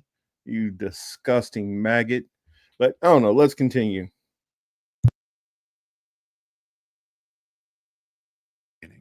Number 20. Contained in the very same email thread about how people assumed there was juicy info, Epstein also says, quote, would you like photos of Donald and girls in bikinis in my kitchen? End quote. Still nothing explicitly wrong with that per se, but certainly a step up in severity. That is, Epstein offering ambiguous or potentially compromising photos of Trump to a reporter. Number 19. This is where things get much more complicated. Donald Trump has long maintained that he split away from Jeffrey Epstein entirely in the early 2000s. There's been multiple contradicting reasons directly cited for that breakup, let's call it, but all of them occur between 2004 and 2007. At least that's what we've been told. In an email thread from an unknown redacted sender as of 2017, a visitor was on their way to Epstein's house. And since he didn't throw in exactly why, like one of the main motivations for that falling out, from what I heard, it was over a property dispute. Epstein wanted this property and had his eyes dead set on buying it, and Trump found out about that, or they were talking about it, and he decided to kind of go behind his back and scoop the property. And he kind of thought, I got it. And he thought it was kind of funny. And Epstein was like highly pissed. It's like he's really pissed off about it. So I heard that's where the major fallout was. I could be wrong about that. That could be just what was reported, and there could be other reasons, but I heard that was the main reason why. I do know that they were sharing women back and forth. There was one that in particular that was known about, but I've heard that there were multiple women that they were sharing back and forth, and I don't know. That's weird to me, but I could see how that could, if something goes a certain way, that can cause a rift between friends also, on top of all the other crap that they were doing. Notably, the second floor of Epstein's house, which is where prominent victim Virginia Giuffre specifically indicated the massage tables were, and the bedrooms with cameras were documented in evidence photographs, aka the place where abuse occurred. This unknown person went to meet him as part of an exchange where they asked for a So this is something I want to bring out that I thought was kind of funny, and this will come up later on because I remember watching some of this and hearing this, and I was like, hmm, I never thought about it this way. Now I remember being one of the people who, with the whole Russia stuff, that I was like, I don't know if I buy all that. I don't know if I buy it. I'm like, I'm waiting. If y'all can show me something, you know, if y'all can show me something, I'll believe it. I mean, I do look at Trump as like quite the degenerate, and not only just because of this stuff. I look at the way he's run his business, the way he treats people, the way he treats employees, contractors, how he treats them, just how he treats people in general. He's just like, I don't know why. I guess MAGA likes the asshole. I mean, I've never really liked people who intentionally go out of their way to just be an asshole. But I guess to them, since they hate society so much and hate so many things about modern society, that they want to, flip everybody the bird. And so they want a president who's going to just piss in people's Cheerios and kick sand in people's face at the beach. I mean, so I guess maybe that's their appeal to Trump. I do hear people say, "Oh, well, because he was his businessman." And I'm like, if you really knew anything about how he's run business, you would know that that's nonsense. And what I mean also about him being a degenerate is many of his corporations, and if you look at it, Trump has bankrupted or almost failed so many companies, and through him failing in so many business ventures, somebody as vain as Trump who wants to project this image of wealth and success, power. If the money starts to go, so does the power, the respect, the success, the fame, all of that. Well, you still have the fame, but it starts to become notorious at a certain point because now you're the butt of jokes and stuff like that. It's a little different. But I heard rumors even back in the 90s that Trump was basically money laundering for all of the top crime families, cartels, everybody. He was tied in with everybody and didn't have a problem taking any kind of dirty money. So most of his corporations and businesses have been held up on dirty money.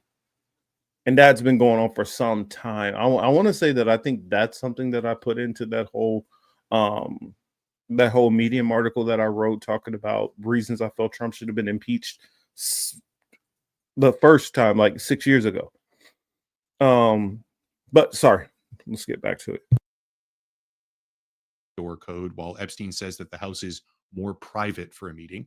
And then suddenly, quote, I'm at the door, but I will wait for my time. I don't want to come early to find Trump in your house, end quote. And keep in mind, this is 2017, nearly a decade after the two had supposedly parted ways. Number 18. This is an exchange allegedly between Steve Bannon and Jeffrey Epstein. Oh, and I wanted to say this also because, and this is not something I came up with. This is something, a point that young Don noticed. So I'm just reciting what he said. It's, even though it's just saying Trump, fact that he does have kids, he has a brother. I mean, there are other Trumps that could be, if you're looking at it from a legal standpoint, there could be other people who could be Trump, but showing that there's been a connection between those two, and there's not a connection between Don Jr. or Eric Trump or any of the other members of Trump's family from the male perspective or even female.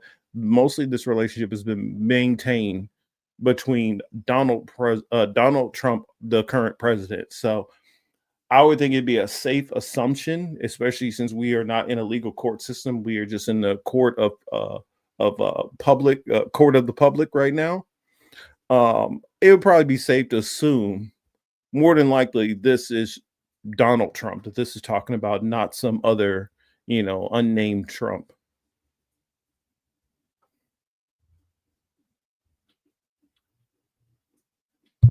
Reading, quote, from Epstein, Prince Andrew and Trump today. Too funny, Bannon. Recall Prince Andrew's accuser came from Mar-a-Lago. Further down, Can't believe no one is making you the connective tissue, referring to Epstein. To which Epstein then replies, F and B only, end quote. Seemingly speaking in code, I guess. I'm not entirely sure what to make of that one, but I certainly thought it was interesting. Number 17. This is an exchange between Kathy Rumler, former White House counsel to Barack Obama, and Jeffrey Epstein in 2014. Quote from Epstein: "You need to talk to boss," Rumler responds. "Agreed, but I need to be prepared to say yes before I talk to him." Epstein again: "Understood. It comes down to high risk / reward, low risk / reward, professional, emotional, and financial." After which Rumler responds, "Most girls do not have to worry about this crap." And Epstein says, "Girls? Careful, I will renew an old habit." After which he lists off some of the world's most powerful businessmen and politicians, saying, "You are a welcome guest at any.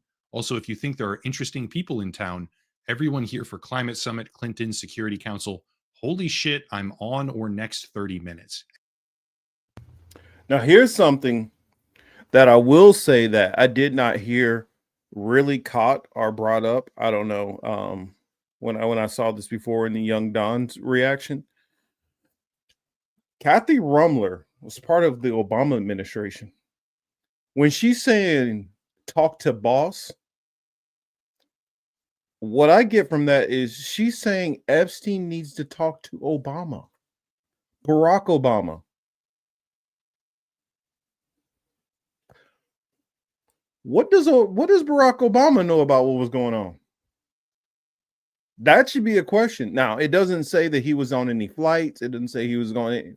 But if you guys believe that it's this pedo trafficking ring, even if you don't believe he did anything, from the looks of this, it looks like he could be covering up something.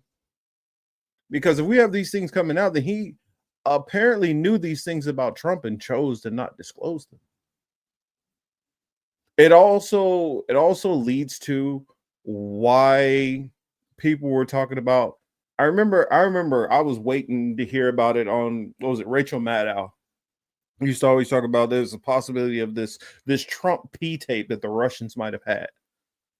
As you note, in the like 20 something people that he named, and well, I don't remember how many people, but the people that he listed, one of them was Russian, having to do with the Russian government. And so, do I think that they fabricated the Russiagate stuff? To a degree, but there was something there. I honestly believe now something was there. Whereas I kind of listened a little, kind of say y'all bullshitting, and then kind of listen a little. It's like, no, y'all definitely bullshitting. Aha, look, this whole thing fell apart. Obviously, you guys were just trying to pump something up that you didn't really have all the goods. Well, now it makes me wonder if were they just hoping this stuff was in there and were bluffing and didn't have the evidence, or did they know this was there but they didn't feel comfortable producing the evidence because of the blowback that it would have had on other people? So now it makes me think there was something more to the whole Russiagate thing than we realized, because according to this is somebody within the Obama administration that's talking about the talk to my boss. So that's somebody within the Obama administration. Very highly likely it could have been Obama or Obama's chief of staff or something. So with the members of the Obama administration had an idea what was going on here. I don't know to what severity, but they knew something apparently.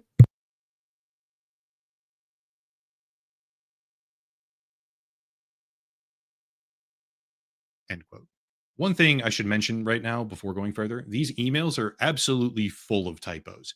Epstein and multiple of the people that he regularly corresponded with had precisely zero regard for proper grammar. So if it sounds like near gibberish at times, that's just what the emails look like.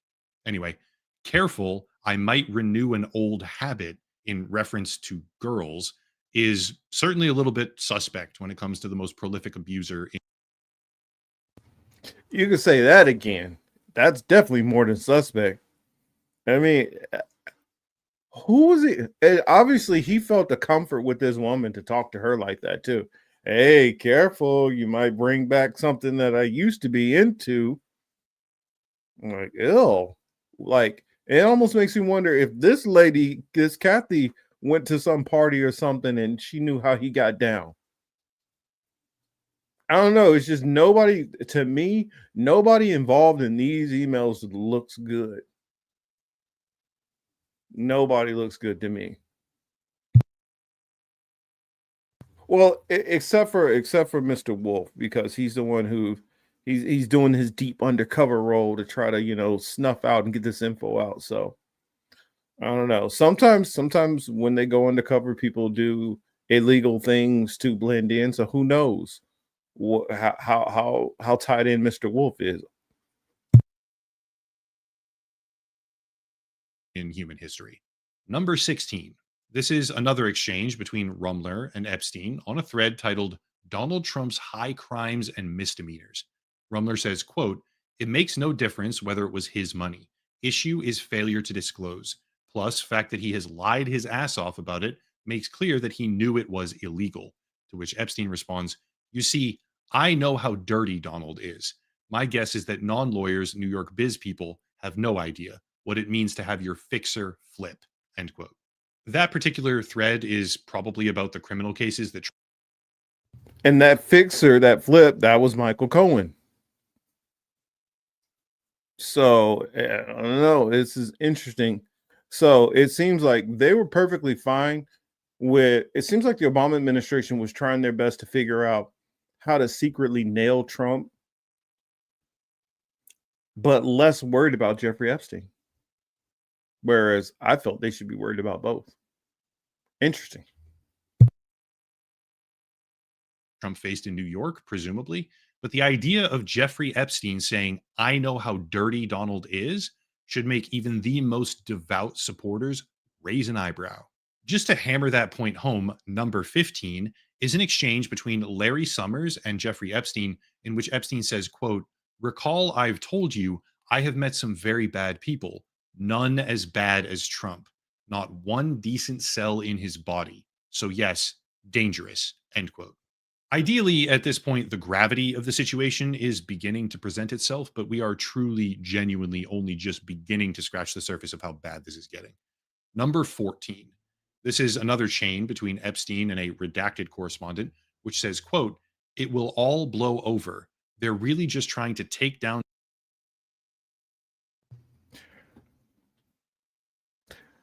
Wow. It's so funny when you hear them kind of confirm stuff that many people have been saying for a while, like how bad of a dude Trump is. And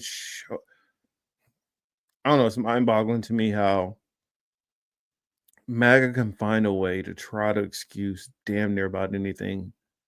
I think there's cracks in the surface to that, of course, but man, the level that people are still, I mean, Yonina brought it up asking me about Megyn Kelly, the lengths that people will go through to try to defend Trump, no matter what. I mean, I heard Amazing Lucas say when Trump made that comment that he can shoot somebody in the middle of Fifth Avenue.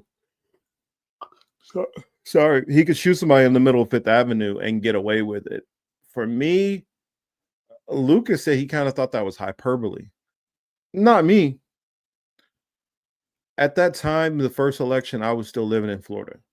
And I knew like plenty of like Trumpers.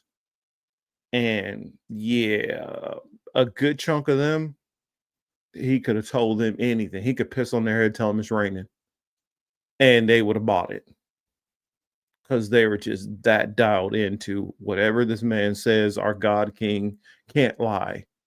Now, to some people's credit, I knew some kind of traditional Republicans who were like, "Oh, well, I guess I'll vote for Trump." And some of them who came to me, pulled me aside, was like, "Yo, my apologies. I did not know this dude was going to do this." And one of those dudes I'm talking about was one of my assistant store managers. He pulled me aside and told me that, like, I want to say, like, maybe within 6 months after the Trump election, that he was already having regrets.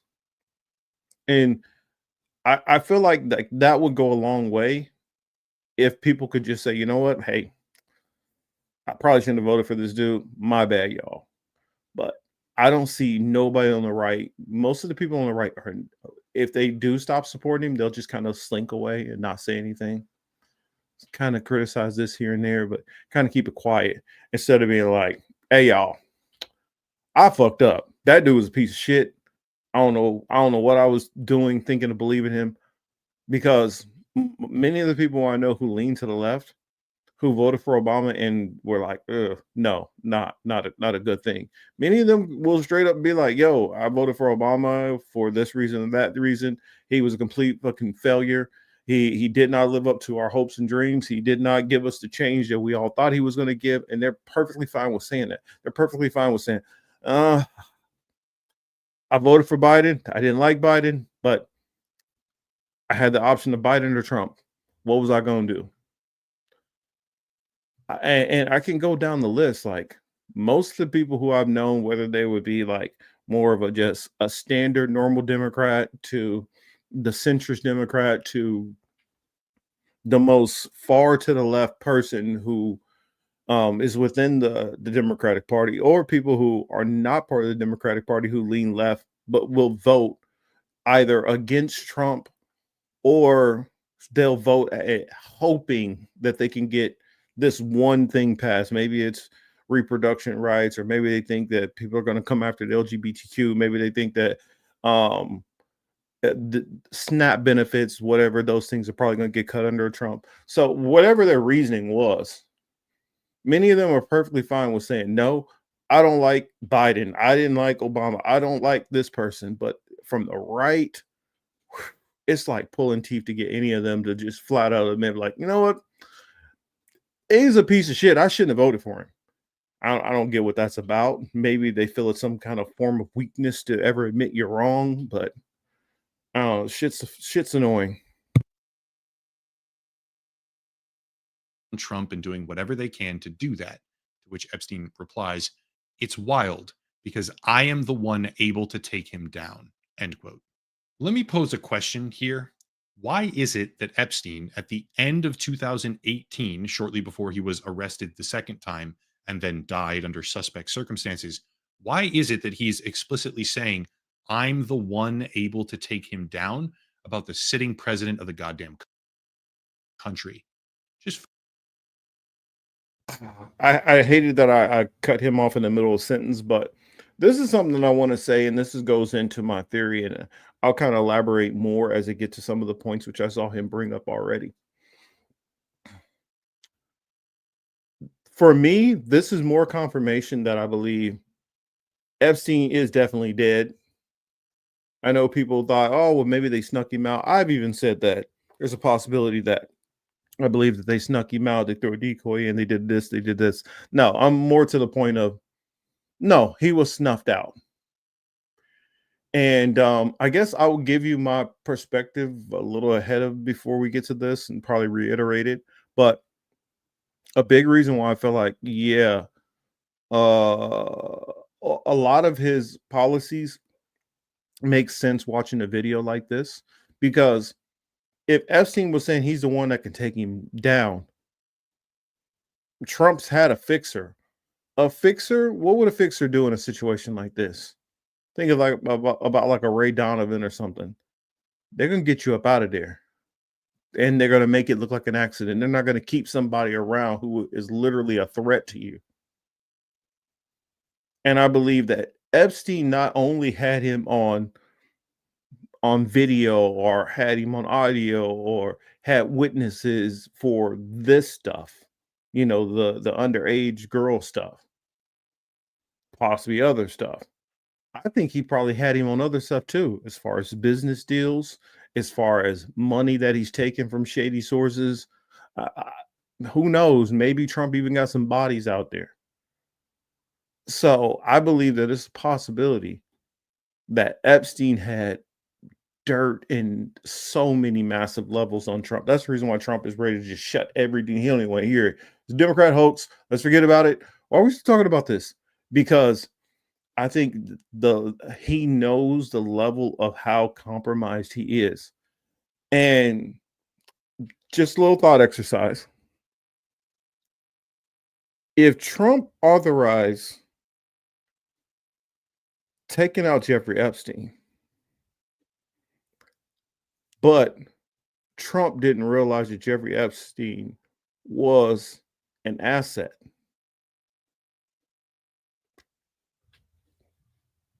the people that he was reporting to could have said, well, you took out our asset. We didn't really give you the green light on that. So, what we're going to want from you is when I come and ask you for a check, when I come and ask you for military aid, when I need you to fly cover over my Iron Dome because we're in dire straits, you're going to do what I ask you in the future. You're not going to give me any problems because we got this proof right here that you got this guy taken out because you knew he could ruin you. Very compelling reasoning to take an Epstein out. Because for the people who are like, well, they need to keep Epstein so they can keep the... No, they don't. All they got to do is say, hey, this guy right here is now your new person to go to for all that. And I don't know, to those who remember, getting yourself a little baggy when it's illegal in your state, like as when I lived in Florida, it was illegal in my state to get a little bit of that green. Well, what happened if your guy got knocked and now you can't go to him anymore? A lot of times he might have left another name.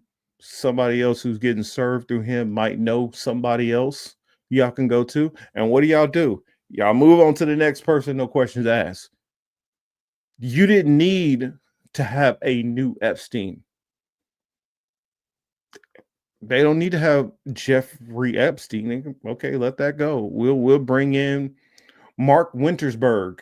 It doesn't freaking matter. They'll find somebody else to fill that role. Hell, they might even have somebody that they've been groomed to put into that place after the Alex Acosta stuff. But I digress. Let me get back to it. Food for thought. Now for an even crazier one. Number 13. How many people remember this right here? The weird Bill Clinton painting that Epstein had with a blue dress and red high heels? Anyone? Okay, well, keeping in mind that this painting was owned by Epstein and hanging in his Manhattan home, let's take a look at this particular email thread between Jeffrey Epstein and Mark Epstein, his brother, in 2018, which says, quote, "How are you doing? All good, Bannon with me. Ask him if Putin has the photos of Trump blowing Bubba. And I thought I had Cirrus. You and your boy Donnie can make a remake of the movie Get Hard. You mean Donnie T," end quote. For the sake of clarity right now, just in case anybody didn't pick up on this, he doesn't say if Putin has photos. He says if Putin has the photos, implying their definitive existence. And Bubba, by the way, is one of Bill Clinton's nicknames. I have absolutely no idea what these emails actually mean, but I can certainly see why the Trump administration is so very desperate to stop the release of the Epstein files. This is... I can't say for certain, but none of that sounded good to me at all. Let's read that again, what it says. Hey, you mean Donnie T? Yeah, you and your boy Donnie T can make a remake of the movie Get Hard. And I thought he had where is it? Ask him if Putin has the photos of Trump blowing Bubba. Now, what does that remind you of? Russiagate.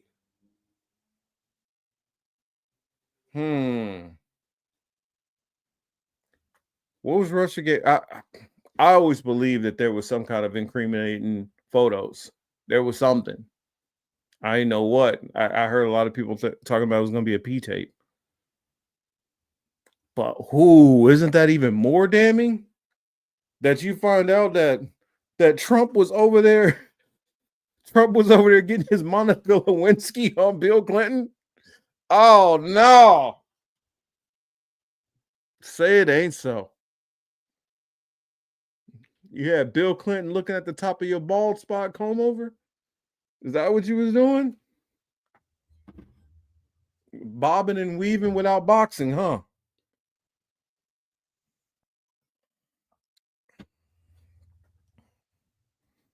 You moved to Mar-a-Lago, you became the mouth of the South. Mm. That's all I'm saying. I don't know. That don't sound right. Oh, I get you. Well, Putin's going to be tied up in it as much as keeping evidence against adversaries goes. That's the reason why Trump can't run over there and say nothing to Putin. You can't tell him a damn thing. But it shows more than likely them Democrats weren't lying, that there was stuff going on.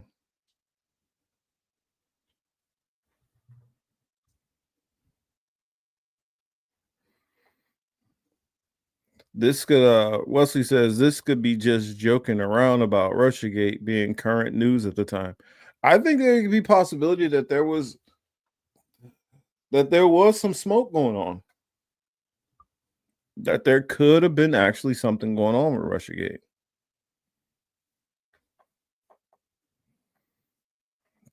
Nina says Putin is definitely tied into this, and Hillary. That's why Putin and Xi don't respect Donnie when he comes to their summits. That could say a whole lot, because he sure in the hell don't be giving a damn.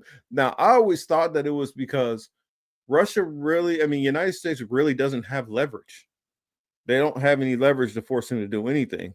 But it could be this also. Like I always say, more than one thing can be true.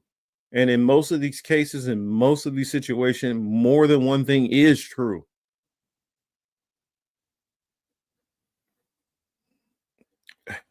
Yeah, this is wild to me. I mean, I even heard some rumors about that Hillary might have been doing some stuff in some of these. I don't know. We'll find out. See, it's interesting to me that now when it's implicating their hero, their Lord and Savior, Donald Trump, they want to shut this whole thing down real quick. And here's the thing about it. You catch, and I'm going to defend Democratic voters. Most Democratic voters, if they found out Bill Clinton, Obama, I don't give a damn which Democratic politician you throw out there, they'd be like, throw their ass under the jail. They're not going to give a fuck. They're not going to play this whole Trumpers kind of, let's just defend no matter what, circle the wagons. They're not doing this shit. Yes, I heard that before too. Wesley says, great big Bill has a whole new light now. Whole new light, whole new meaning, whole new a lot.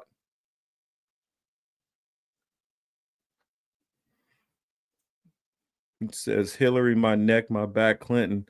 She was, y'all didn't go through Hillary email though. I did. I honestly always thought that Hillary was on the thought she was messing with women. So I never thought anything about Hillary, getting her cheeks clapped. But hey, from some of the stuff I've heard, it's a possibility that might have been going on. Oh, of course they gave a pass with Tara Reid. The reason why they gave a pass with Tara Reid is because of how much time it passed and because he was already the nominee. If that would have really hit, like before he, like I'm talking about if it hit mainstream media before he had already became vice president and all that, like I think because he had already became the vice president, they're like, we can't let the president VP go down. Now, if that information that got out while he was a senator, I think it's a good chance. And when I say the Democrats are fine with throwing you in there, I'm talking about people who vote Democratic, whether they're registered Democrat, they're independent or whatever. I'm not talking about the politicians in office, because yes, The politicians in office, the Democrats will circle the wagons for Democrat, just like the Republicans are doing. But the difference between what I'm saying with the Republicans and the Democrats is the Democratic base will turn their backs on any of these political leaders if crime is shown to have happened. Most of them will. On the Republican side, no. I do not see any effort that if it was this level of information, think about it. We're talking about Tara Reid, which I do believe Tara Reid. I 100% do. I've interviewed Tara. We follow each other online, and I completely felt like she was taken advantage of. I also believe if there was multiple cases that were able to stand up along with terrorists, I think it would have been a whole lot harder for them to just try to dismiss it away. Whereas there's a mountain of evidence going on with Trump that is a whole lot harder for you to dismiss it as a one-off. And I think, unfortunately, I feel like that's what a lot of people did with Tara. Some of the evidence for me, like why I believe Tara so vehemently, is because going back to that Larry King interview, her mother kind of laid out the story. And most people's parents, if something like that happened, they're not playing no games around. They're not going to make up some story. And the parent's not going to do that. You may do that. Somebody else may do that. But I don't see a real reality where, okay, your mom is going to get on there and lie about sexual abuse that you went through. I don't see that you're going to go to a counselor and have, the minutes from your sessions to back up this trauma that happened to you. Just to wait until he's running for president, like, yeah, you skipped it on all these other occasions, and you planned all of this. Like you went to meetings, your mom called to Larry King, all these things you did for this play the long game, destroy Biden later move. That doesn't make sense to me. Now, I believe that she wrestled within herself whether to come out or not, to let it go, to what to do. And I think once she saw it get to the point of him being president, she's like, okay, this is too far. I gotta let this out. And I felt if there would have been other women who would have came out at the same time with her, a lot more people would have believed her story and things would have ended massively different. I just think that because it was so close to Biden winning, and it was at the point where it's down to Biden. Now, granted, I remember she was talking about this during the primary to get attention on it, but the mainstream media were completely ignoring her or trying to marginalize her. And I think that's because you had Clinton loyalists who were within the camp to protect. Like I said again, though, if that got out to most of the masses and they weren't hearing it through this filtered, propaganda pushback, that was a concerted effort coming down from, I want to say, Obama probably, then I think things would have been different if his hand wasn't on the scale to influence the media. Because when there was that little whiff of something going on with Al Franken, they booted his ass out of office so fast. They put pressure on him. You're going to step down. And he sure in the hell did. I can only think of maybe one Republican who's been caught up in something like that and had to step down. And with his case, it's because he got arrested and he couldn't hide it. Al Franken didn't even get arrested over this. It was way different.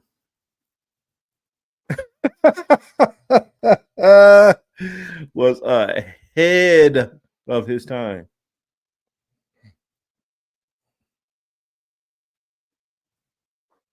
Yeah, I know about the Katie Johnson. Yeah,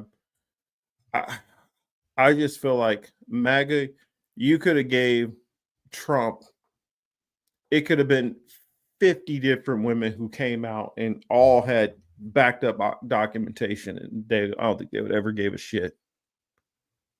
It wouldn't have affected his chances of winning or not.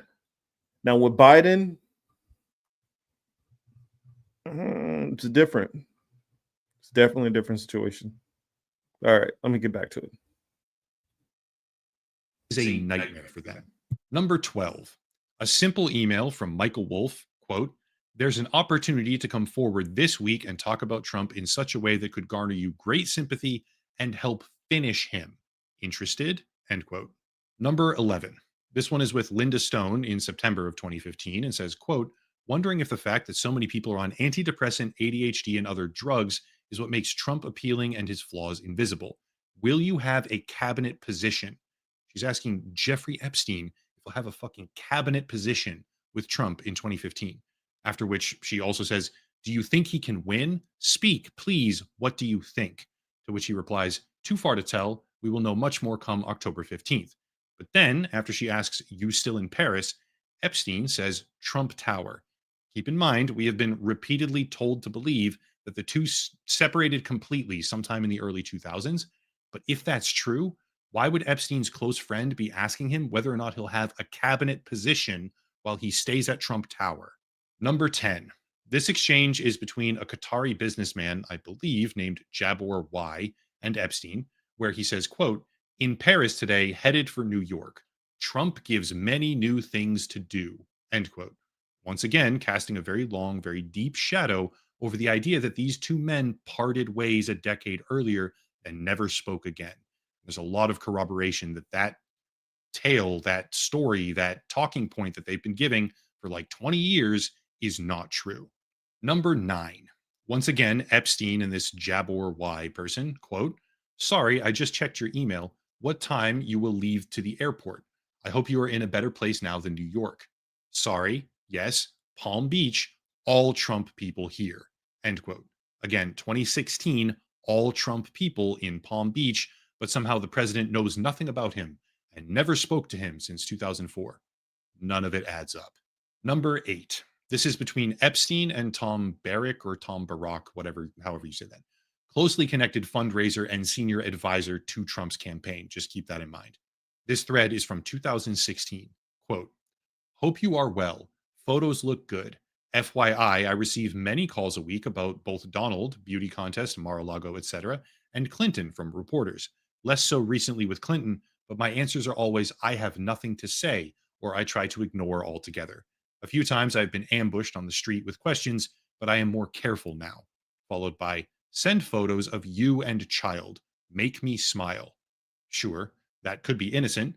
Send a few wholesome family photographs, but A, this is Jeffrey Epstein that we're talking about right now, and B, this is communication about Epstein refusing to answer incriminating questions between him and Trump's own senior advisor in 2016.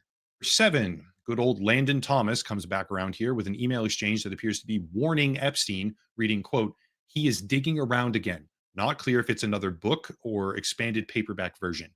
Was asking me all sorts of questions about why you hired Ken Starr. I told him I had no idea. I think he is doing some Trump-related digging too. Anyway, for what it's worth." End quote. Why on earth is a New York Times journalist warning Jeffrey Epstein and giving him a heads up that someone is looking into him and Trump? Why is that happening? And why is that happening at that time during that year? Number 6, Landon Thomas to Jeffrey Epstein, quote, "He is scaring the shit out of me now. He could well tank the global economy. Can Barack talk sense to him anymore? Maybe it's time for you to jump in now. Given how he is throwing caution to the wind in such epic fashion, why wouldn't he take your call? Give it a shot." To which Epstein replies, "He feels alone and is nuts. I told everyone from day one, evil beyond belief mad, and most thought I was speaking metaphorically. It's obvious he could crack. Stormy Daniels, lies after lies after lies," end quote. The world's most notorious sex trafficker, okay, directly referring to the sitting president as evil beyond belief. Number 5, inexplicably, apparently emailed to himself from another account he controlled, Epstein sends a very long list of names: Rothschild, Rumler, Churkin, Schumer, Rockefeller, Some names we know, some names we don't, across a wide range of political affiliations and business sectors. But that email is titled List for Bannon Steve, and it was sent in June of 2019. 1 month later, Epstein faced his second arrest. I don't know what that list is for. I don't know all the people that are on it, right? I don't recognize all of these names, but I can tell you that this is a tiny little fraction of the files that are being withheld from the public, and that the level of discrepancy between what we now see in black and white correspondence versus what the current administration has been incessantly claiming is unignorable. They are not telling the truth. This name of people on this list is wild to me. These names on this list are wild.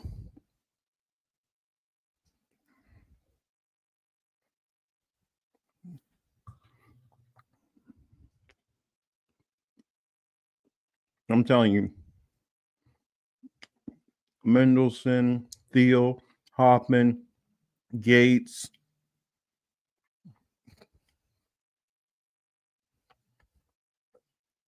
I want to say, what do you say, Rockefeller, Rothschild. If y'all don't think this man was intelligence, I don't know what to tell you. If you don't think this man is intelligence, I don't know what to tell you. Oh, what's up, E? E's in the building.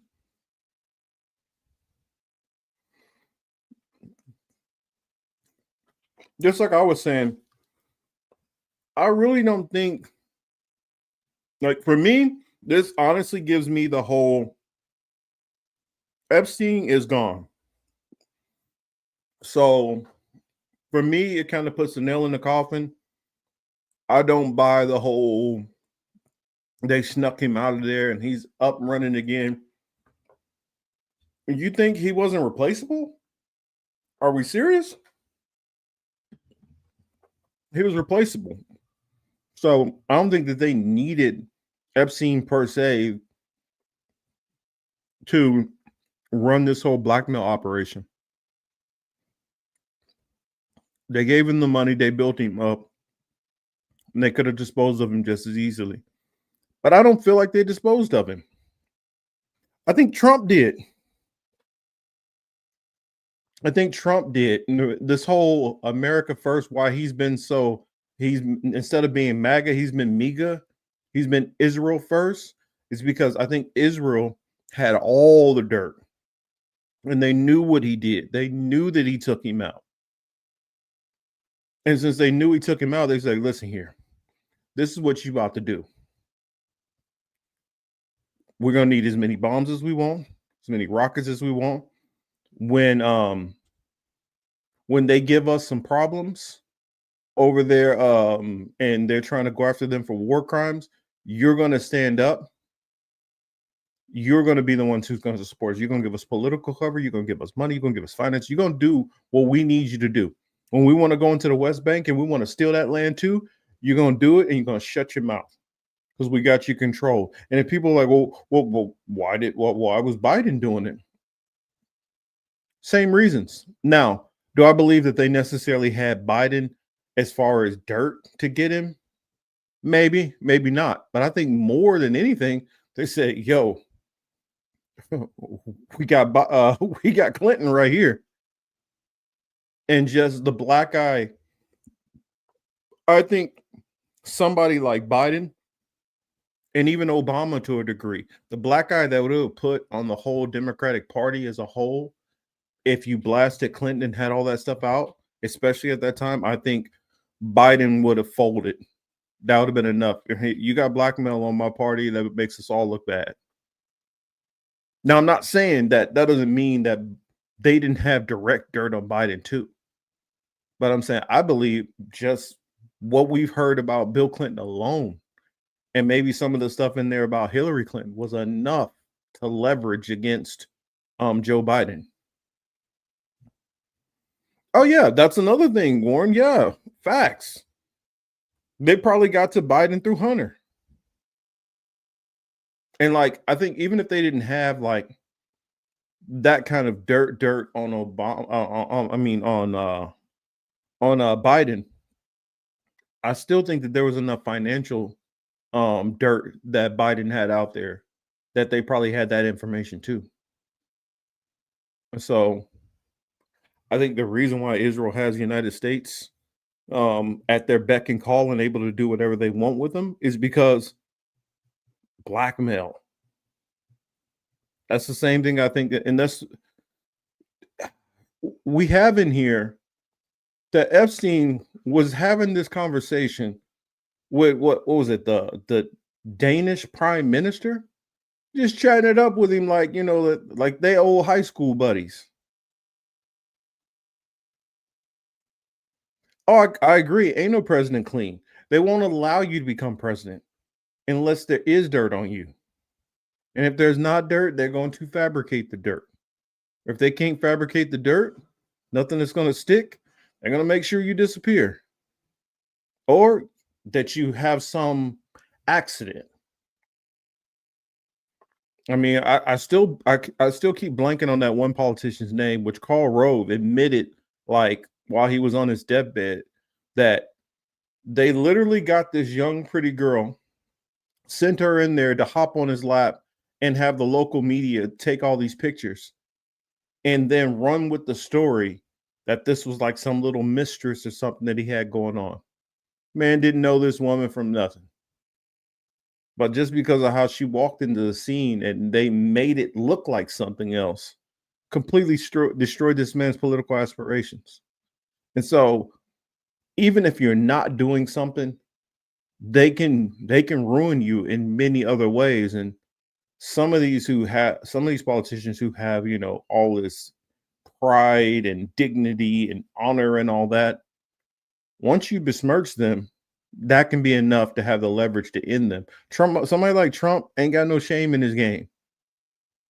Well, he got shame in his game, but he will lie and pretend what you're saying is not true to keep going. Whereas other people are like, all right, this is a bad look.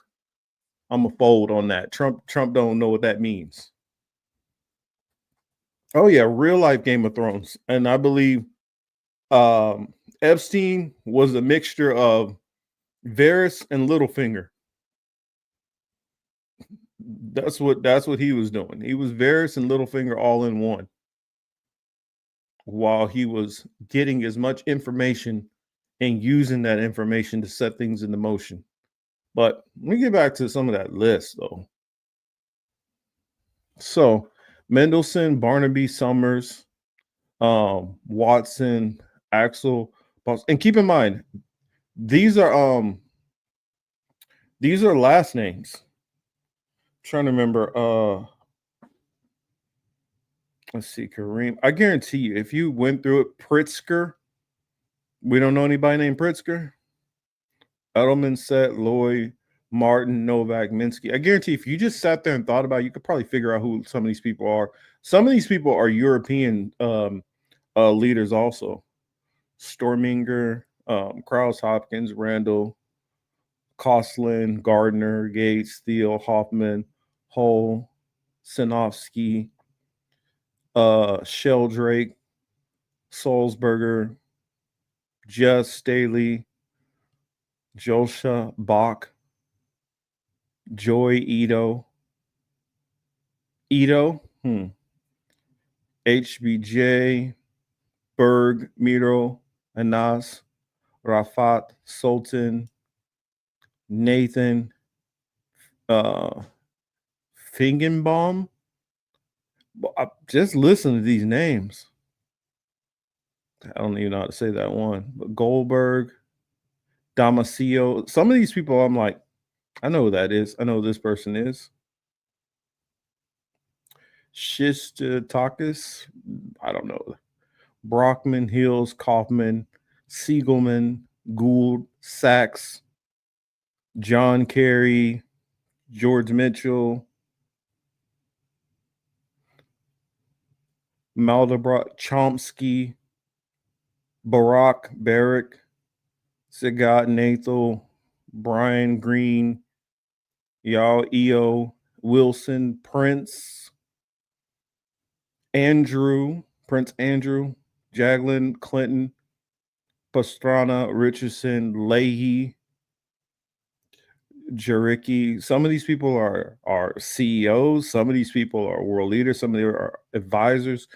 Some of them are senators. Schumer, Rainier, Wahid, Mongolia, Gambat, Ehud Barak, Jackie Lang, Woody. Wonder which Woody that is. Churkin, which he mentioned earlier in here. Sergey, Rumler, Weingartner, Rothschild, Dersh, Ken, Stark, Cart, Dubai, Castro. Yeah, some of the spelling is not very great. President, King, PM, Mendelsohn. What's that? Bollier, or is that supposed to be Blair? Probably. Mete, Minglefarth, Gergen, Margarita, another Barack. So, and last note, Rockefeller. So there's a lot of people who are tied up in that. Yes, Patrick Leahy, Pritzker's practically own Illinois. Shitakis, yes, is I think that's one of the Greek finance ministers or something like that. David Gergen is a creep. I'm telling you, there's names all through this. Oh yeah. Illinois is definitely represented in here. Illinois is definitely represented. So yeah, when Pam Bondi says there is no list, oh yeah, okay. You can buy that bullshit if you want to. I won't buy it. Truth. Number 4, now for some of the most damning things, okay? In a 2018 email thread between Epstein and Thorbjorn Jagland, we can see, quote, I think you might suggest to Putin that Lavrov can get insight on talking to me. Vitaly Churkin used to, but he died. After which Epstein continues later, Churkin was great. He understood Trump after our conversations. It's not complex. He must be seen to get something. It's that simple, end quote. Let's get something straight right now, okay? This is email evidence. You see that? How easy they say it is? Churkin was great. He understood Trump after our conversation. It's not complex. He must be seen to get something. So as long as he thinks he's getting something, then he's basically going to give you the world. He's like taking out that nasty girl in the neighborhood and giving her a steak dinner. You know what you're getting at the end of the night. This is Trump. Trump is looked at as that chick that's ready to give you that sloppy toppy off of just getting a little bit of something. Basically, we know our president is a whore. Give him money, he will spread for you. And according to this, he might have spread it for real for some people, not metaphorically.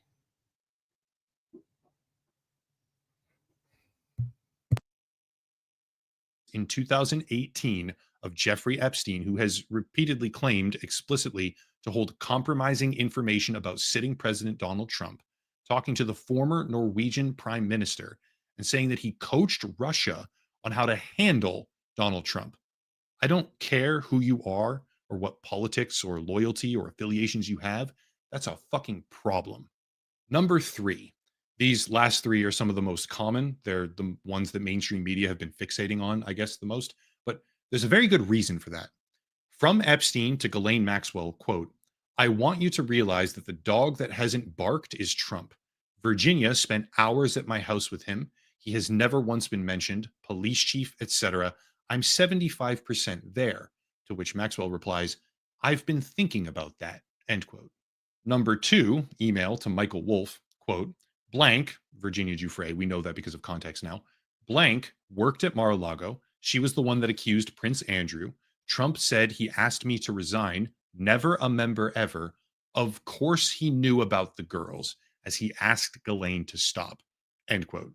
And then lastly, number 1, the big cheese, from Michael Wolff to Jeffrey Epstein at the end of 2015, quote, I hear CNN planning to ask Trump tonight about his relationship with you. either on air or in Scrum afterwards. Epstein replies, if we were able to craft an answer for him, what do you think it should be? Why the fuck would they be able to craft an answer for him is the real question. And then finally, quote, I think you should let him hang himself if he says he hasn't been on the plane or to the House, then that gives you a valuable PR and political currency.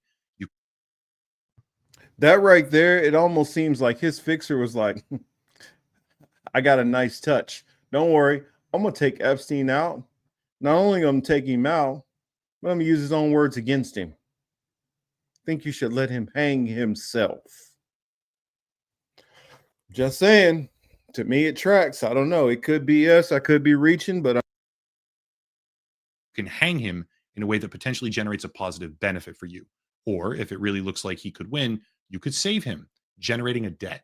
Of course, it is possible that when asked, he'll say Jeffrey is a great guy and he's gotten a raw deal and is a victim of political correctness, which is to be outlawed in a Trump regime, end quote. Those 21 emails, okay, I'll just let people kind of mull over and unpack those for themselves. Those 21 emails, although in proper context, I am absolutely positive that there's more, let alone the rest of the files that are being suppressed and withheld, but by this overtly corrupt administration. Those 21 email threads, let's call them, are the notable standouts of the latest Epstein document release that I saw. And if you go back across the saga thus far, these emails make it abundantly clear, overwhelmingly clear, that pretty much everyone involved has been lying through their teeth the entire time, and that the truth is absolutely horrific for Donald Trump. Like I said before, this is a developing story across many months that I'll talk about to the bitter end over and over. But for now, that's it. If you want to support the channel, check out the links down below, a special VPN deal, locals and Patreon, channel memberships. like I said, the name of the channel is Upper Echelon. You should be able to see that U and E to be able to note the channel. Let's go to the main channel. Guess he's gotten some new subscribers. I'm going to go on ahead here and give him a subscribe also. That way I can check out some of his stuff. I saw he had an interesting one. Your remote coworker might be a North Korean spy. Interesting. The TikTok ban is Insidious Carnival. That was 9 months ago. But it looks like he has some interesting stuff. TikTok cyber weapon. Oh, well, a couple of them on TikTok, it looks like. Celsius Network. So he has some interesting stuff on here. So it's definitely a channel I'm probably going to look into more, see what he's talking about, because this one was the first time I've ever heard of them, and very, very good video. Went through a bunch of different things. Now, let's see. So let me go and close that one out. Of course, Yonina would already know about this channel, of course. Of course you would know. Yeah, I agree. Trump kind of sounds like a simpleton that's easy to read. Well, we saw that in his first term. When he went overseas, everybody would just like tell him flattering things and be able to get stuff out of him. And he's transactional. This dude will do, I think he would like, somebody gave him a price for his wife. He'd be like, how much are you offering? I think he's willing to sell anything. Anybody who is that willing to sell everything, that has no principles and doesn't really care. I don't think Trump stands for anything. So any person who doesn't stand for anything, doesn't have any, like, even a thief has to have a code. And can anybody tell me that Trump really has one? That's the reason why it's so funny to me watching MAGA flip on a dime and try to pretend how, well, I don't know if Trump is really America first. Bitch, he's never been America first. You motherfuckers are just stupid. I mean, I get like, and there's some people I know of who were skeptical of Trump. There are some people who are skeptical of Trump who have been like, you know what? But I think he can do some stuff. There's some people who are like, I just want him to shake up the system. But it's like, have you guys not been paying attention? I heard people talk about, well, Trump is a businessman and he's a billionaire, and well, why would he need more money? What billionaire do you know is just running around saying, I would just want to give away my money for humanity's sake? Even the dumbass Elon, who was talking about, oh, in a benign scenario, we would have a high income. Shut the fuck up. You toggle between being the richest man in the world or within the top 3 easily for probably like the past 10 years, but yet you got some of your workers that you refuse to pay them a dime more. So if you won't even be the benign person within your own reality and you have the means to do it, what makes me think that the other billionaires are all of a sudden gonna be like, you know what? It just dawned on me. I don't really need $200 billion. I could just give some of this money to people. It's like, get the fuck out of here, dude. Who are you trying to bullshit? And that's the part. That's why I say that, dumb rich person is one of the most dangerous things ever. Because he's dumb enough to think that people believe it, the shit that he says. And then when he finds out that people don't believe him or that they have a problem with him, he will use that massive amount of wealth to crush hardly anybody and will be able to get away with being stupid because he makes too much money and could cost people their livelihoods if they decide to push back on him on anything. So this fool gets to be dangerous. And we all just got to treat it like this grizzly bear that has massive strength that we're afraid that if we step out of line, it's going to destroy us. And of course, MAGA is coping. MAGA is coping. Now they're like, oh, you guys worried about those old emails? Those old emails? Exactly. Talk about it. Talk about it. They're talking about, oh, y'all worried about these old emails with Hillary.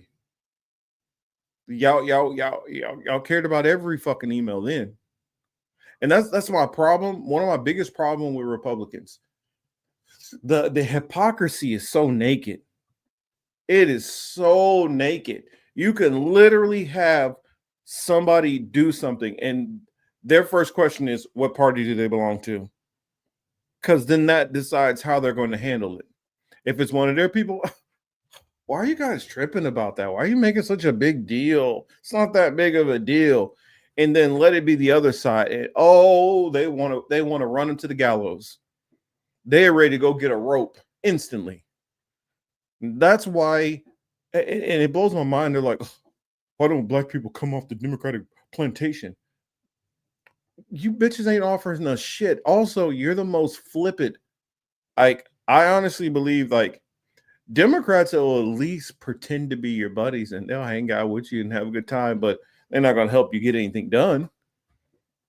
We'll keep you around and, oh, that's such a cool dance you guys taught me. And, oh, these ribs are so good. And they'll hang out at the cookout and have a great time with us, having no intentions of doing anything to actually help us. But on the other side, Republicans, you guys don't even like us, but you just want us to come over to your side for some reason. I mean, at least the Democrats pretend to like us. I mean, I believe that they do to some degree like us, even though they have no intentions of ever helping. But Republicans, y'all don't like us at all. Y'all like majority of the party will tell us that very forcefully. And yet you somehow want us to get off the Democratic plantation, which I'm not a Democrat, but you want black people to have more of a problem with the Democrats than you guys. When you show us your disdain for us on a regular. I don't know, it's mind-boggling to me.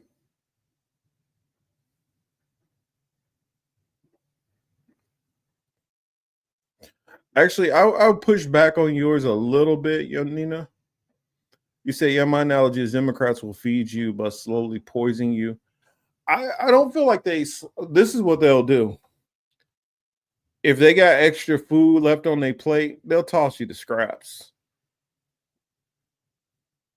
Whether that food was fresh or whether it came out of the fridge and it could have some disease and make you sick. Oh well, I don't think their goal is to intentionally poison you. Although the Republicans will hold a gun to your head and be like, "Yeah, eat this shit," knowing it's poison in it. That's the difference. I feel the Republicans are trying to harm you. They want harm on you. Yes, they want you to suffer. They want you to feel pain. That's their goal. Whereas Democrats is just benign neglect. They're like those women who leave a damn kid or animal in the car when it's 110 degrees and go in the store and on the phone and not giving a damn while the kid is out there fighting for their freaking life. And they were like, oh goodness, oh shoot, I forgot my baby's in the car. I better hurry up. That's them. I don't think that the Democrats have a will to try to hurt black or brown people. I just think that they don't care. They really just don't care. If somebody says, hey, well, we like to sell this product in this area, and the side effects is it could hurt some of the people here, and they're like, damn, that sucks. But how much money are you going to pay me? Well, I'm so sorry. I'll make sure to light a candle for you. You know, the harm I'm doing. Whereas Republicans will let you know, oh, it's going to hurt them? Oh, cool. That's a plus. Sweet.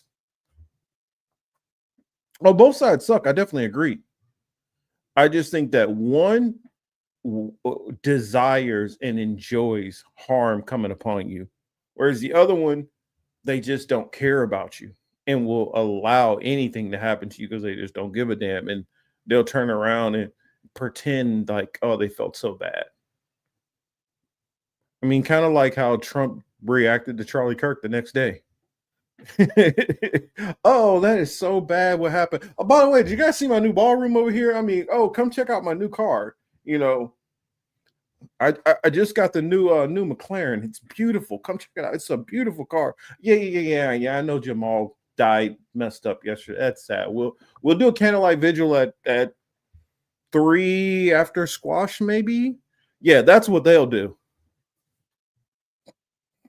See, I'll try to see if I can fit it in between my bridge appointments, and but if it's gonna cost me, but I got to make sure I'm out of there hard deadline because I got to get over for my season tickets. I mean, we're going to Phantom of the Opera tonight, and I know it can't be late. They're always great on Tuesdays. I mean, some shit like that. At least that's just the way I see it. I just don't think they really give that much thought into trying to help or care about us. Now, they'll love our fashion. They'll love to hang with us. Oh my God. That guy, he's such a riot. He's so hilarious. But yeah, go back on to your side of town, back over there with the criminals and the gangbangers. And, you know, I'm going to go back to my suburbs. No, we're not going to do anything to help you. You know, just stay over there, Tyrone. Stay over there. I don't know. That's just the way I see it. Whereas Republicans are like, and how can we get some more cops to come over to that neighborhood? Because I think them niggers are getting out of hand. I don't know what they're doing. They're making too much noise over there. You know, get somebody over there to go shut them up. She's having too much fun. But that's my thoughts on that. I did have another video I was going to bring up. Let's see.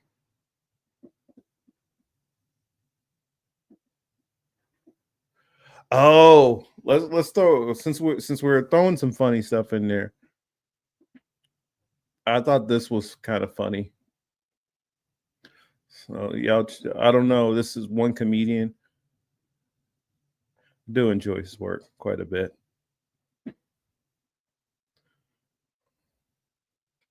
I think he's the same comedian which he's been getting roasted lately by about his woman out there spending a whole bunch of money. I don't know. It's kind of hilarious. But here, check this out if you haven't seen it. Military intelligence family. Her dad did Raytheon arms deals with Israel, probably unrelated. And Erica Kirk was part of running an orphanage in Romania where children went missing. Enough children for Romania to permanently ban the orphanage and permanently ban Erica Kirk. Do you know how f***ed up you gotta be to get banned in Romania? Andrew Tate is the mayor there. You really gotta push some boundaries. Mind you, this is when Epstein was still active. So I'll let you connect the dots. By the way, I'm not suicidal. For the record, I am quite happy, okay? You heard it here. But the weirdest thing about Erica Kirk, she met Charlie Kirk, not on Christian Mingle. She went in to interview at his company, Turning Point USA. He said that he fell in love right away. Now, 4 years later, he's dead. And she has now inherited Turning Point USA. She's doing podcasts on it too. Like, I'm so excited. Like, to my future wife, please wait 2 months after I die before doing a podcast. 3 months if it's my own. Come on. When you look at how fast she moved on, and then you look at how it started and how it ended, how it started was not romance. How it started was her going in for a job, and how it ended was her getting a promotion. So I'm just saying. It was probably Tyler. Erica Kirk Yeah. Trump Oh, sorry. There's that first part. I guess we missed.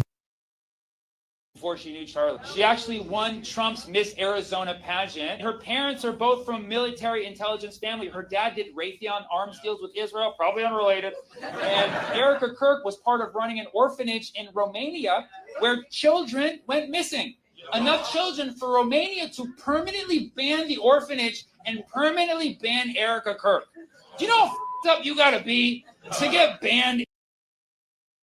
So yeah, I just wanted to replay that first part since it didn't go through. So now after the whole video that I just shared, before that one from Upper Echelon, kids missing. She worked for them. I don't know. It's a lot going on here.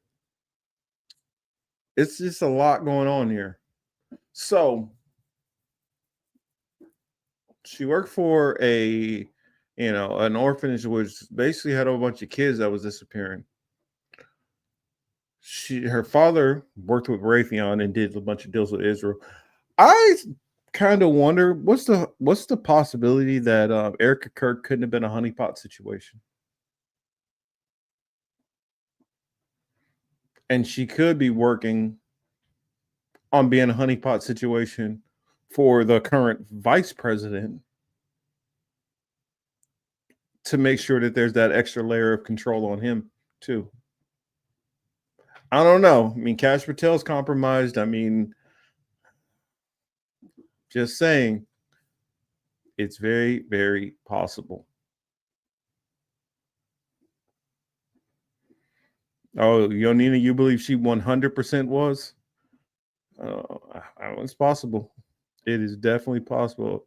Oh, Warren says that too. I mean, I look at it like, yo, she said that when she said that Charlie Kirk, she finds herself she stared at him for hours because of just how beautiful he is.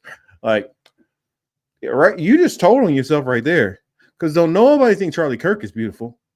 You lied too much. Like you could have tried to be a little bit more convincing and be like, I just admire him so much. I just find myself looking like, wow, the way your mind works is beautiful. But trying to say this man is beautiful, like, nah, ain't nobody buying it. Not even that he's brilliant. I don't think anybody buy that either. But she could have came up with a better lie. Yes, she's a bad actor. Actually, I don't think she's a bad actress. I think she's bad at improving. If she sticks to the script, she's fine. But when she starts improving, she starts saying shit that don't make sense. That's how you get busted, when your improvisation just doesn't add up or make sense. But I don't know. I mean, I could be wrong. I'm definitely, not too full of myself to say that I'm not.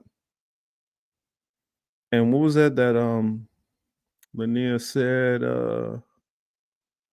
Anybody see the forensic audit of TPUSA? No, but it sounds like something that I need to go look at.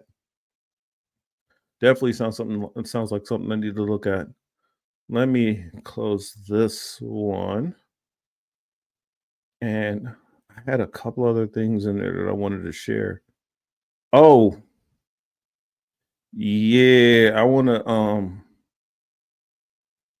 while we're already talking about that, let's go ahead and bring up this one from Nick. Pause. And so, of course, Nick Fuentes was saying that MAGA is dead. And so this one that I'm going to share with you guys, Nick Fuentes says Trump has killed MAGA by covering up the Epstein files. And now just going through some of the Epstein files, we understand why he would want to do that. But this one here is Nick Fuentes, saying how how Trump has killed MAGA. It says, wow, you're really just like the rest of them. You're a fucking criminal. That's what this video's title. So let me share this on the screen. If you guys did not hear this, I'm pretty sure you did because everybody's been reacting to this one. But I just wanted to share it also because it's amazing how he really goes through this and he lays out so many different things where the people who are still trying to claim MAGA and still trying to claim everything is going just as planned, how much they are just I don't know if it's cope. I don't know if it's a cult.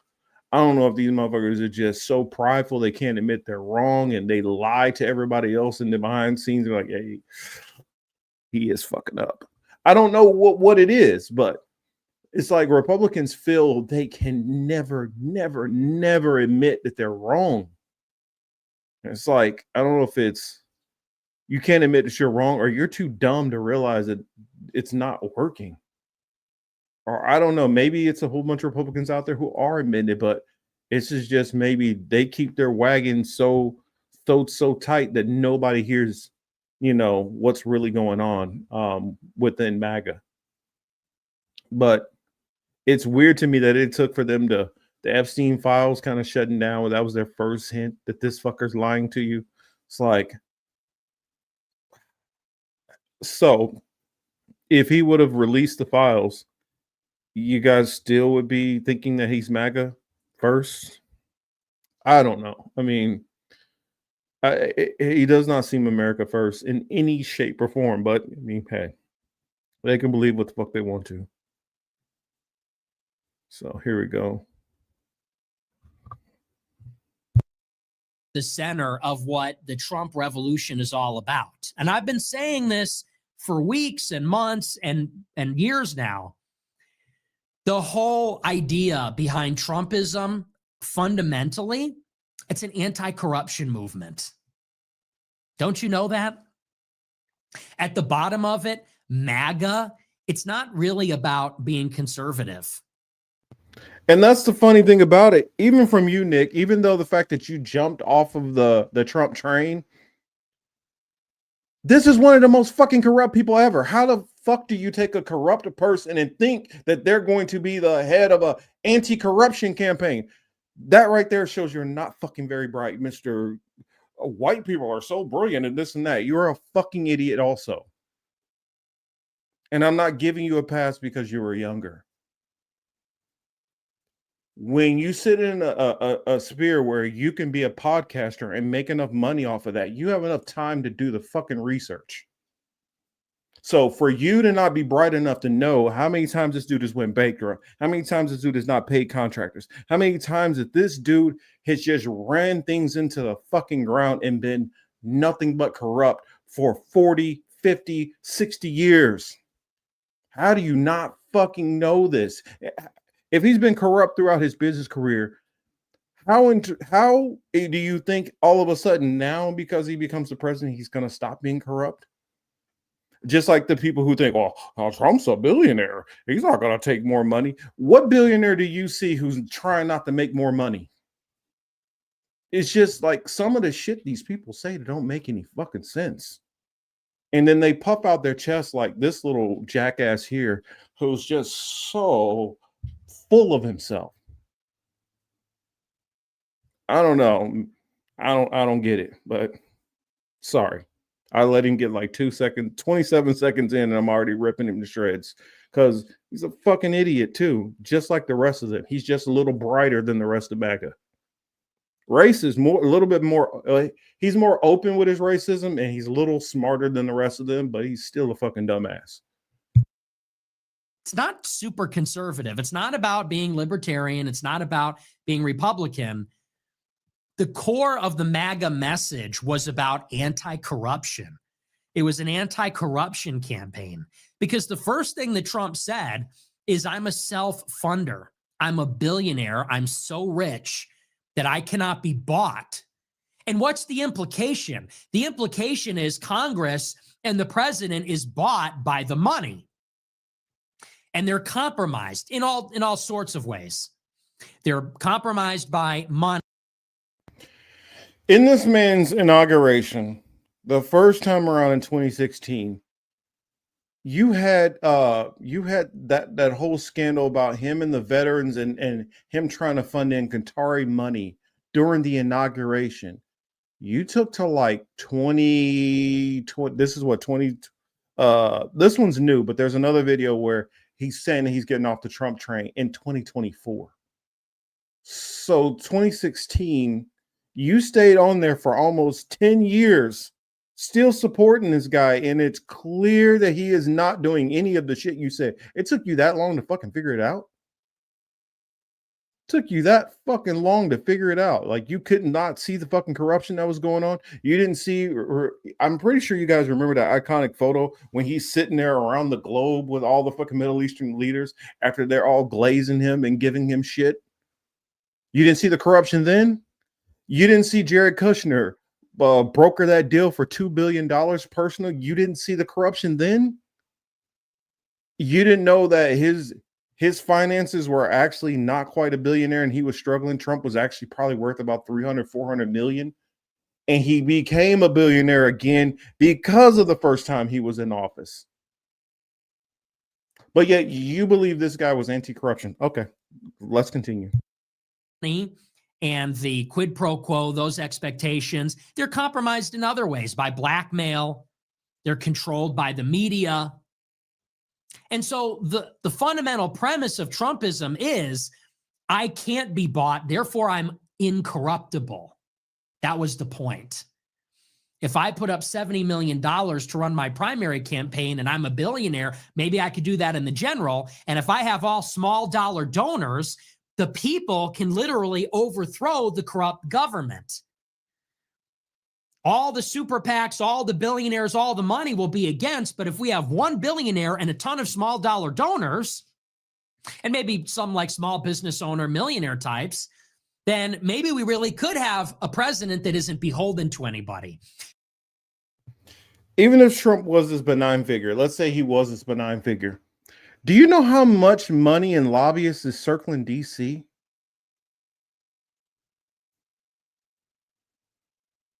I mean, this is when people say stuff like this, to me, it's like, do you not understand Washington or politics at all? Do you not know how much money is involved in this system? For you to think like one guy who claimed to be possibly worth about what, a couple billion, could influence $1 trillion system? You think Donald Trump has more sway and motivation than a Jeff Bezos and a Mark Zuckerberg than an Elon Musk? Then I mean, you can go down even a Warren Buffett. You know, you guys talk about George Soros. How many people is George Soros influencing in your mind? And you thought Trump and what, a couple million, what, let's say what, 100 million, 200 million. I mean, you know how much Bloomberg put into the 2020 election on his own? 70 million. What the fuck is that?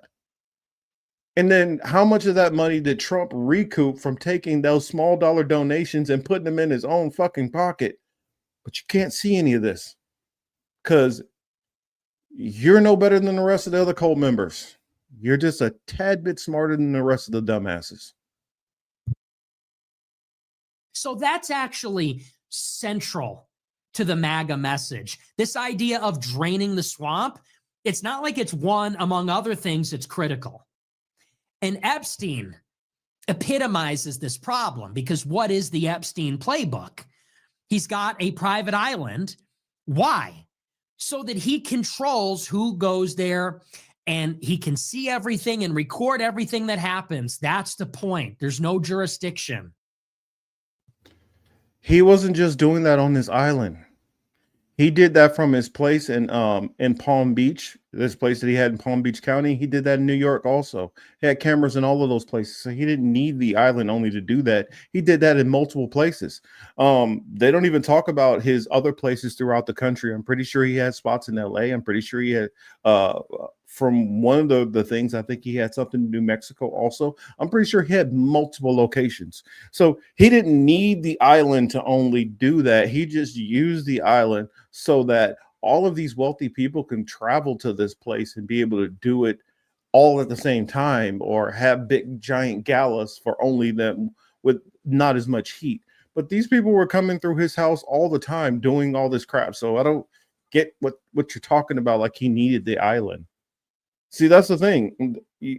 These Trumpers really just, they're so blinded in tunnel vision that they honestly believe all the elites, they're all Democrats, and we just need to shut them down, and the right is good and the left is bad. And when you think in these little binary childlike way of seeing politics, you're never going to see the whole picture.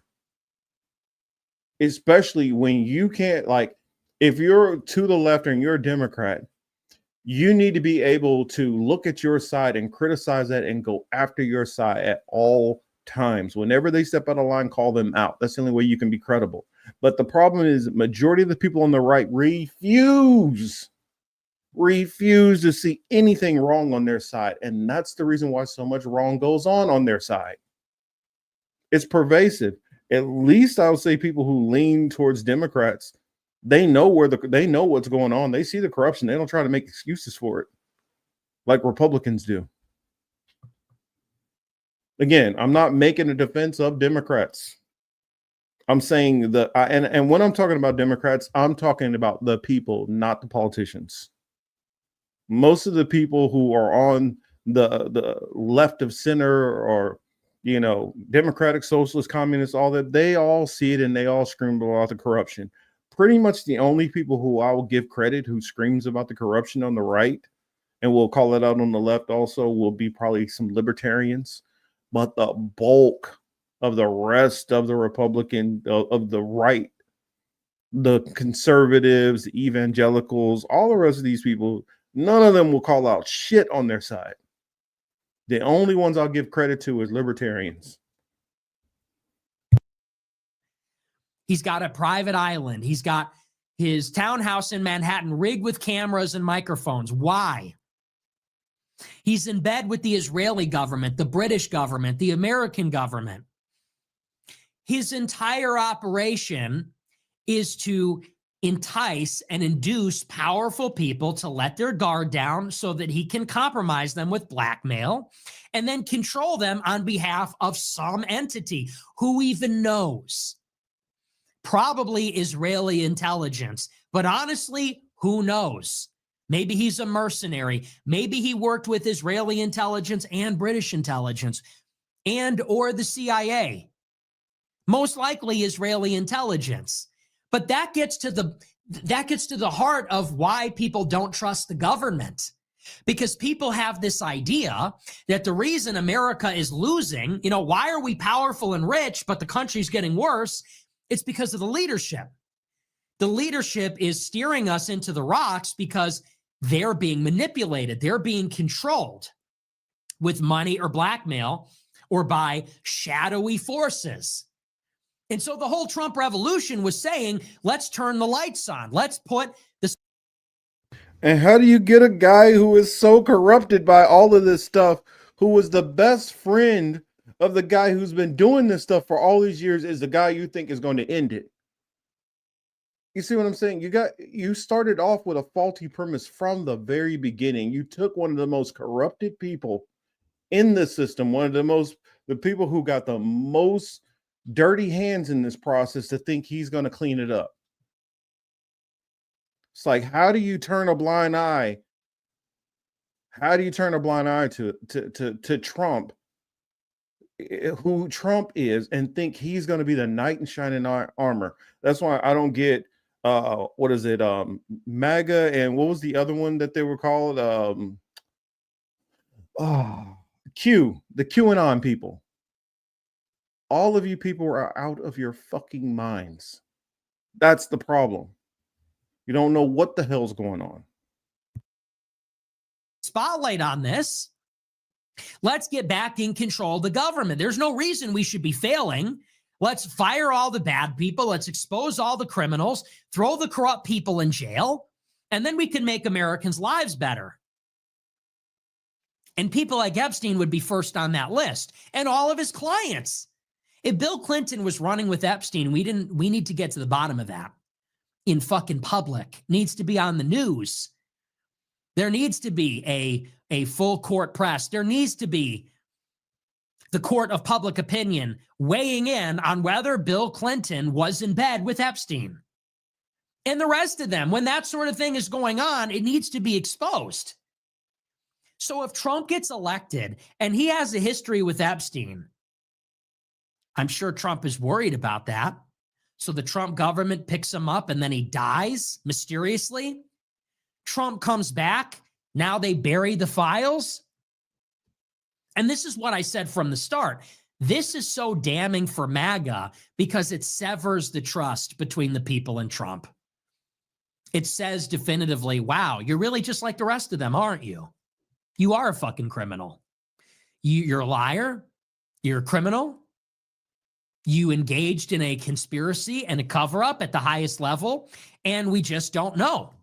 We can't give you the benefit of the doubt. Epstein is the worst of the worst.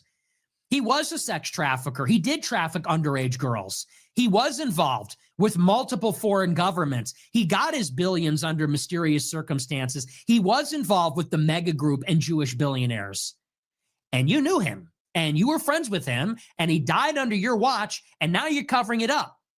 So you can show us everything at this point. It will not eradicate the doubt that has been sown in the minds of the people, and you did it to yourself. And to me, that signals the end of MAGA. It's over. Trump can do a lot of things and not lose support from his followers. He can bomb Iran and make a justification for why that is in America's interest. I wouldn't say that's even possible, but the cult of personality is strong. And he can bury the jobs report, and he can fumble the trade negotiations. He can get away with a lot of policy-related things. There's a lot of room to say that it's hard to reform the system or that people should manage their expectations. But something like this, something so ugly and which so epitomizes the corruption of the system, which he swore to fight against, for him to be caught on the carpet like this, lying to everybody, how do you come back from that? And that's what's going to happen next week, is Ro Khanna and the Democrats and Thomas Massie and maybe 100 Republicans are going to vote to force the DOJ to release all the files, and who knows what we're going to find. And how ironic. Ro Khanna couldn't get that done, but what he did do is go to the estate and got it anyway. And there's going to be more and more stuff coming out. And because Trump hid this, because he tried to not be honest about it, it's going to be even worse. It's going to be even worse. Let me see. Let me pull up that other one too. That's just one of the videos that I wanted to share. I want to show you this one too, because this was Nick. Israel's the greatest country in the world. This was him in 2024. And it's funny to me because at least then he was trying to scream about it. But for me, if you couldn't see that shit from the beginning, you're just as dumb as the rest of them. You're just as dumb as the rest of them. I'm not cutting no slack. You don't get credit because, last year you finally saw the corruption. I was telling y'all about I was screaming about the corruption from damn near day one. Trump is literally the most corrupt president we've ever had by a long shot. There's nobody even. Number two is not even on the same page. It's almost like our military spending. There's no other country even in our league with military spending, and that with Trump's corruption, he's in a league of his own. But here, let's listen to Nick, and I think this is what May 2024, something like that. I don't know. Anyway, this is in 2024 what he was having to say, and he was showing that yes, at least a year ago he got off the Trump train, but took you way too long. Most important election for Israel. And now Ben Shapiro and Howard Lutnick and Jared Kushner and all the usual suspects, now they're all on board. It's over. MAGA is dead. If Ben Shapiro is supporting Trump, that means MAGA is dead. If Ben Shapiro is voting for Trump and hosting fundraisers for Trump, and Trump is going on his show, you know that means it is no longer America first. You know that means that Trump is just the latest in a long line of Israel first neocons.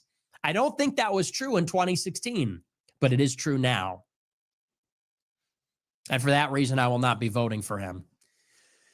And people say, well, wouldn't it be worth it to see liberals get mad? No, because Ben Shapiro will be happy. And if Ben Shapiro is happy, it can mean only one thing: war in the Middle East for Israel, foreign aid for Israel. It means that America will be put last. People say, well, so what? That's one issue. It's not one issue. It's a foundational issue. You are either loyal to America or you're loyal to some other country. That's it. That's not one issue. That's everything. You can only serve one master. You can only be loyal to one nation. Are you loyal to the country you're elected to represent or some other country? And that's the problem, is that in the United States, our leaders are not loyal to America. At the root, that is the problem. Yeah, and so that's the reason why I wanted to share that one. Actually, it's weird. It's almost like that one was probably around Halloween last year. So maybe roughly a year from now, he was saying the same thing. But for those people who Trump got into power and they all try to say, oh, well, he did this bait and switch. Well, why did he see this ahead of time? Why did he see? Oh, I guess, wait a minute. This one is. No, I guess, yeah, this one was before the election. He saw this even then too. But all these people are like, oh, he did this bait and switch. No, he didn't do a bait and switch. He didn't do a bait and switch at all. You guys just were not paying attention. And what you did is you say, you know what? Instead of paying attention to what he's doing, instead of paying attention to the moves that he's making or the things he tried to do that he didn't get done, what you did is you said, oh, well, economy was better the first time than when Biden was in there. But you didn't weigh anything in. You didn't factor in COVID, none of these things that were going on, lockdowns. You just looked at, well, before the lockdown, things are better. Of course, dumbass. Of course. And you got to remember how the economy works also. A lot of times when a president first gets into power, you're writing off the economy of the last president. At least for that whole first, I don't know, a couple of months before you start doing anything. I could say easily, it used to be easily a year to 2 years because most presidents weren't doing anything majorly consequential as far as the economy. The reason why it's different under Trump is when he first got in and he started throwing tariffs and shit around. That was a major disruption. And that's okay. Now anything that happens, good, bad, or other, you own that because you are the one who are massively changing the economy. And so you could say, oh, well, towards the end of Trump's presidency, it's tailed off a little bit going on into Biden because of lockdowns and stuff like that. You can use that excuse. But this lazy mindset of just, well, it was better under Trump than it was under Biden without remembering any of the reasons why. I don't know. It just says to me that a lot of people are just not really thinking when it comes to any of this stuff. And therefore, when it bites you in the ass, in which it will, don't go crying to anybody else. So this next clip I wanted to share, it's kind of funny how MAGA is still trying their best to, cope and cover for Trump. What was the video that I wanted to share in particular? The Laura Ingraham one. Where'd it go? Huh, I don't see it. But oh, that was the other one I wanted to share about Nick Fuentes was talking about. He went in talking about how the economy under Trump, all the stuff that MAGA didn't get any of the stuff that they wanted or something like that. Crap, what was that clip? What was that clip? Let me see if I can find it real quick. If not, it's no biggie. I can go on ahead and just talk about it and go from there.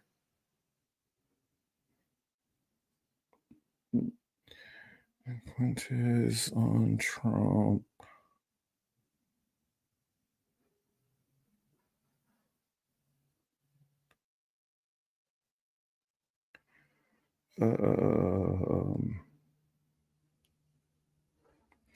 No, I guess what it crap. I guess I ain't gonna waste time searching for it. But anyway, the gist of what he was saying is he was saying that this goes from the Laura Ingraham interview.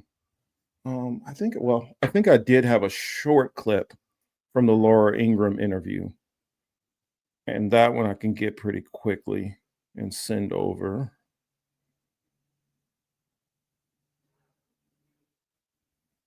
Let's see.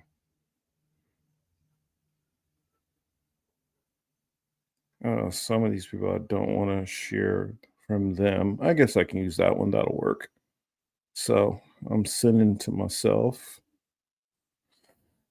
And here, I'll put it on the screen shortly. And this is, I wish I could have found a longer clip of this, but this one will have to do for the time being.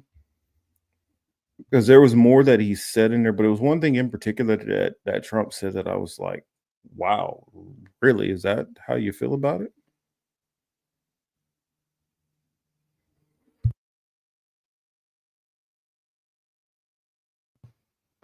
So here, let me put this on the screen.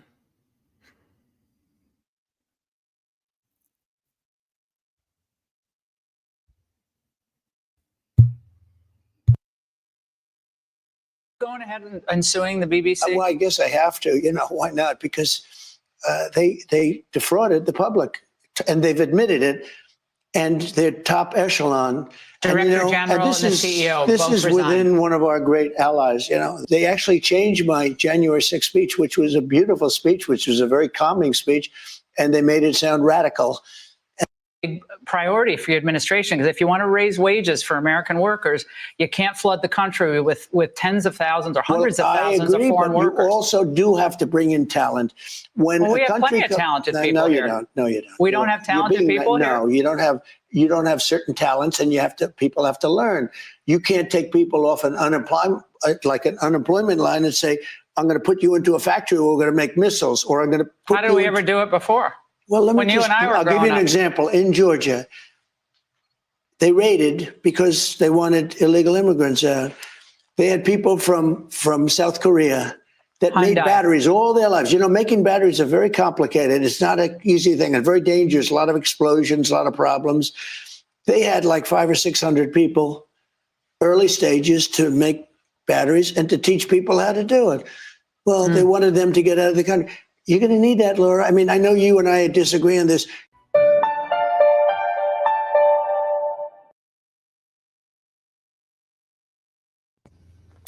So, what I wanted to say on that, which was the crazy part, and this is something I've always had a problem with. When people who will make this claim, like we don't have workers which are trained. No, we don't have workers who have the piece of paper that you want. You can get people in there and you can train them on the job to teach people how to do things. You don't need to always have somebody who has a 4-year degree from whatever and 2 years experience from this. Get somebody in the position, fucking train them, and that's it. People are competent enough to be able to learn on the job. I don't know why on the job training is just not something that, companies believe people can do. They believe that you cannot. And the crazy part about it is I have never had a job. I've never had a job where whatever training I had from the previous field, I just walk right in and that's what I use. Every job I've had to do on the job training at that job. Every job most of us do, we got to do training at that job. So this litmus test, which they do to try to wade through who they want to hire or not, is nonsensical because most of the time you're going to have to be retrained again. It's just the whole process of hiring is idiotic. Basically what it is, well, we got 300 people here. How do we weed through people to figure out who we're going to hire? Especially like I work in a job where there's plenty of people who are in the trades, which I work with. A lot of them come from high school. They get a job as an apprentice and they go in there and they practice welding. They practice circuitry work. They practice learning electricity. They practice learning all these different things.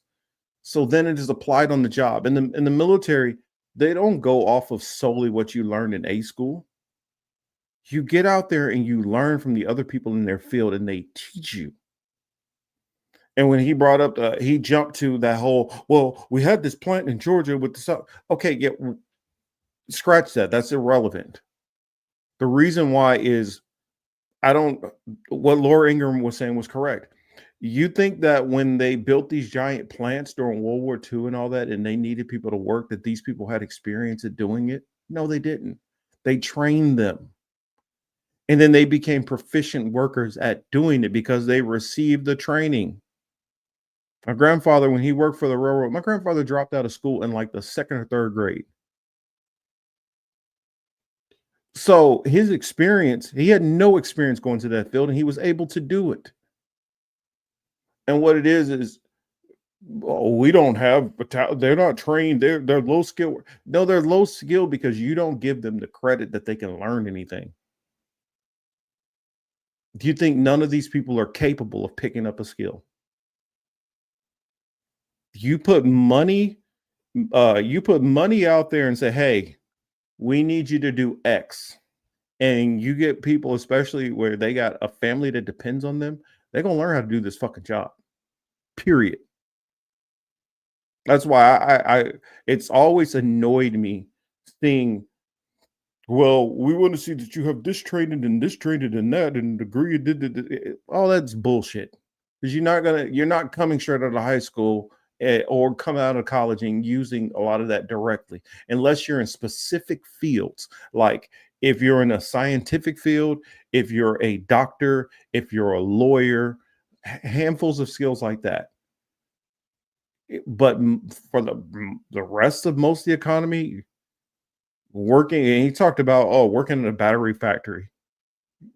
You don't need no special training to be able to figure that out. You don't need special training to work at like a Budweiser plant. You know how many of my friends that I grew up with who they worked at Pepsi or GM and places like that don't require, basically all they need is a high school diploma or a GED. And you get in there and they became skilled workers and worked their way on up without needing whatever special training you're thinking that they need. So it's just stupid the way a lot of these companies run. Yeah, so I guess companies don't want to invest the resources to train. That's what it is. You don't want to invest the time and resources to train people. You rather just get cheap labor and just bring them in.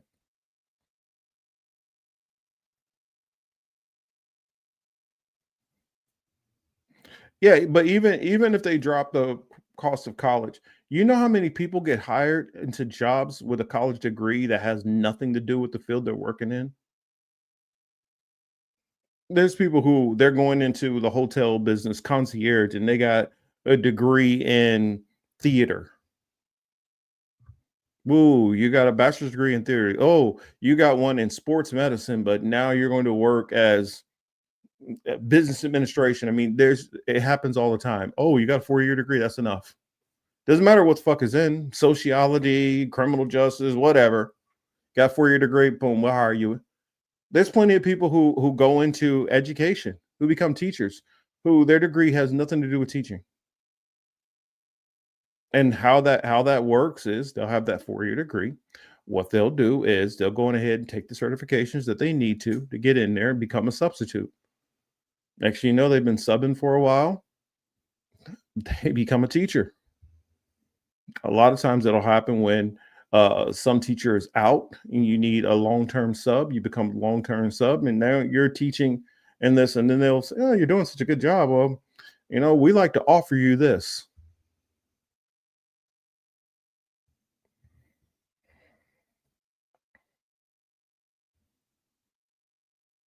Yes, billionaire yuppies do not think the average person has any talent, and they weigh so heavily on college and having a piece of paper that they don't believe that without that piece of paper you are anything. I despise that freaking piece of paper. So,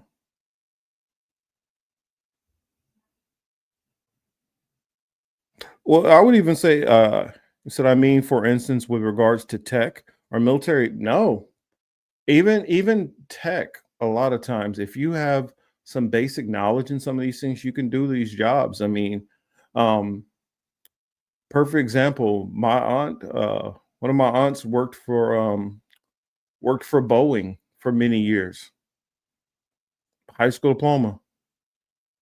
Now, if you're working in R&D where you're creating something, yeah, but most of the time you got a team of engineers who put something together and then you're putting that together. Now, granted, I make it sound more simplistic than it really is, but perfect example without going fully into my job. We have engineering people where they'll come out with this needs to be put together this type of way. And so it's going to be about this size, this size, this size. They come up with these dimensions, how much power it's going to need, things like that, how it's all going to work. Then they give this information over to, they coordinate this information between salesmen on parts that they're going to need to buy, between project managers who are going to do the logistics on how many bodies that they're going to need. Now, I get it. When you get to those higher levels, yeah, those people might need some education. But for the average person who's going to be down there physically doing the labor, you might need somebody who's going to be doing welding. You might need somebody who's going to be physically just carrying the pipes or the steel or whatever. There's so many different hands that are in the pots on some of these things, and they're acting as if every single person that they bring in is going to be at this higher level, this engineer or whatever. No, you only have most of these places you have a handful of engineers who are doing this stuff. It even comes with tech or perfect example like GMC or whatever. They got somebody who's an R&D who designs the car, who figures out the shocks and all that. But the bulk of your people are assembling it, just putting it together. And once they know how their section, especially with the assembly line, your job is, okay, when the frames come through, you're putting the doors on, or you're going to be putting on the shocks, or you get what I'm saying? It's some of that will be, of course, replaced with automation, but a big chunk of a lot of this stuff is put together through assembly lines, and you have a small portion of people who are the engineers who who design and do the R&D. Even with these weapons and stuff, I had a job offer to be able to go out and test ammunition. My whole job would have just be to go out there and shoot while they film it, and I get feedback on, okay, well, this one kicked this way, this ammunition. I noticed the weapon getting hot. I noticed this, and that's okay. I've done a bunch of shooting in the military, and somebody gave them paperwork to say, oh, I believe he's qualified to do this. But most of that was on the job training. And if I could have gotten on the job training to be able to learn how to do that, other people could have got on the job training to be able to do that job also. So I'm big on get people in there, put them just like in the military, even after you go through A school or whatever, you can go through A school and say you go to C school also. You start off as that E1, E2, E3. You're going to be up under in E4, E5, E6, or E7, who is going to give you some of the tasks on the lower rung, the little easier stuff. As you've shown that you're able to do that, then they'll give you more complicated tasks and more complicated tasks, and over years, eventually, just like now, I think the Navy has changed where if you're EOD, it's actually like a rating. It's not like you get in, you do another job, be in a combat field, and then eventually go over there as a temporary duty kind of assisting, or you go over there full time or whatever. Now, I think it's like you go in as a rating. When they're doing these bomb disposal, like you'll see on movies like The Hurt Locker and stuff, they're not just taking some E3 who went through bomb tech school. They're not having him go out there diffusing stuff by himself. It's normally the most senior person with the most amount of experience. It's normally like a chief, a senior chief, master chief, a lieutenant, somebody up there is the one who's actually doing the diffusal. And this is somebody with like 10 years plus experience a lot of times. I would say probably 15 years plus experience who's the one doing this. They're not bringing somebody in with 2 years experience, having you go and defuse a bomb. And that's how most jobs work. The more experienced persons, they do the complicated tasks, the organization, the figuring it out, the planning, the logistics. And then you need a group of people who are under to facilitate that. And so I just think the American workforce is idiotic the way they run things, and they give no respect to common sense of people to be able to learn or to teach. But yeah, I've went on a whole lot. I've ran my mouth a whole bunch, and that's right. I think I should end on a funny note. Give y'all a little laugh. For those who watch Preach and ABBA, you guys are probably going to already know a little bit about this. Liz was kind of joking with me, was like, "You're going to show it on the show, aren't you?" And I was like, "I don't know." She's like, "You're going to show it on the show." I already know you're going to show it. So anyway, ABBA and Stevie Knight were kind of having this back and forth. And so ABBA decided to make a song. And it all went off this argument with the whole Charlie Kirk thing. So he decided to make this hold on a second. Let me click it.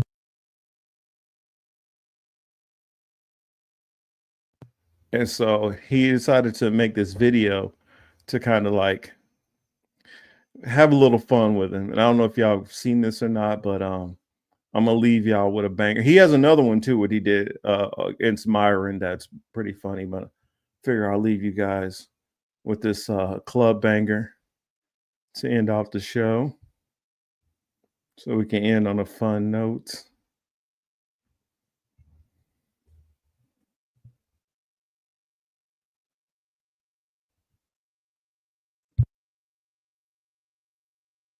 Boy, address the white zaddy shit, boy. Articulate that in a way where everybody will understand Charlie Kirk, my white zaddy. He won't. He won't.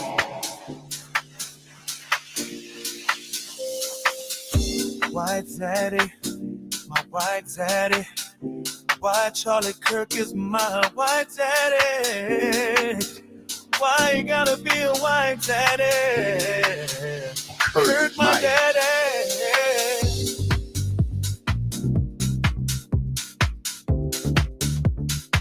I could care less. Yeah. This can get white daddy. Oh, white daddy.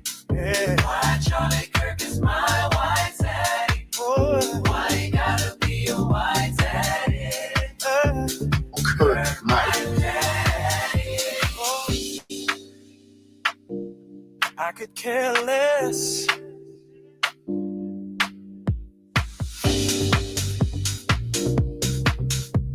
Yeah, it's giving game. White daddy, my white daddy.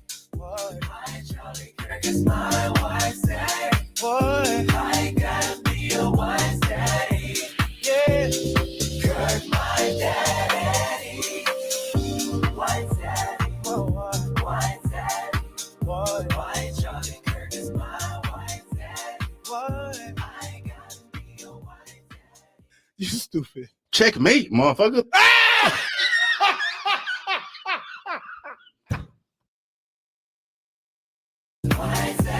Next week, every Monday, bitches. Don't fucking play with me. Rest in peace. And the truth. Checkmate, motherfucker. Checkmate. Yeah, my favorite color is 5.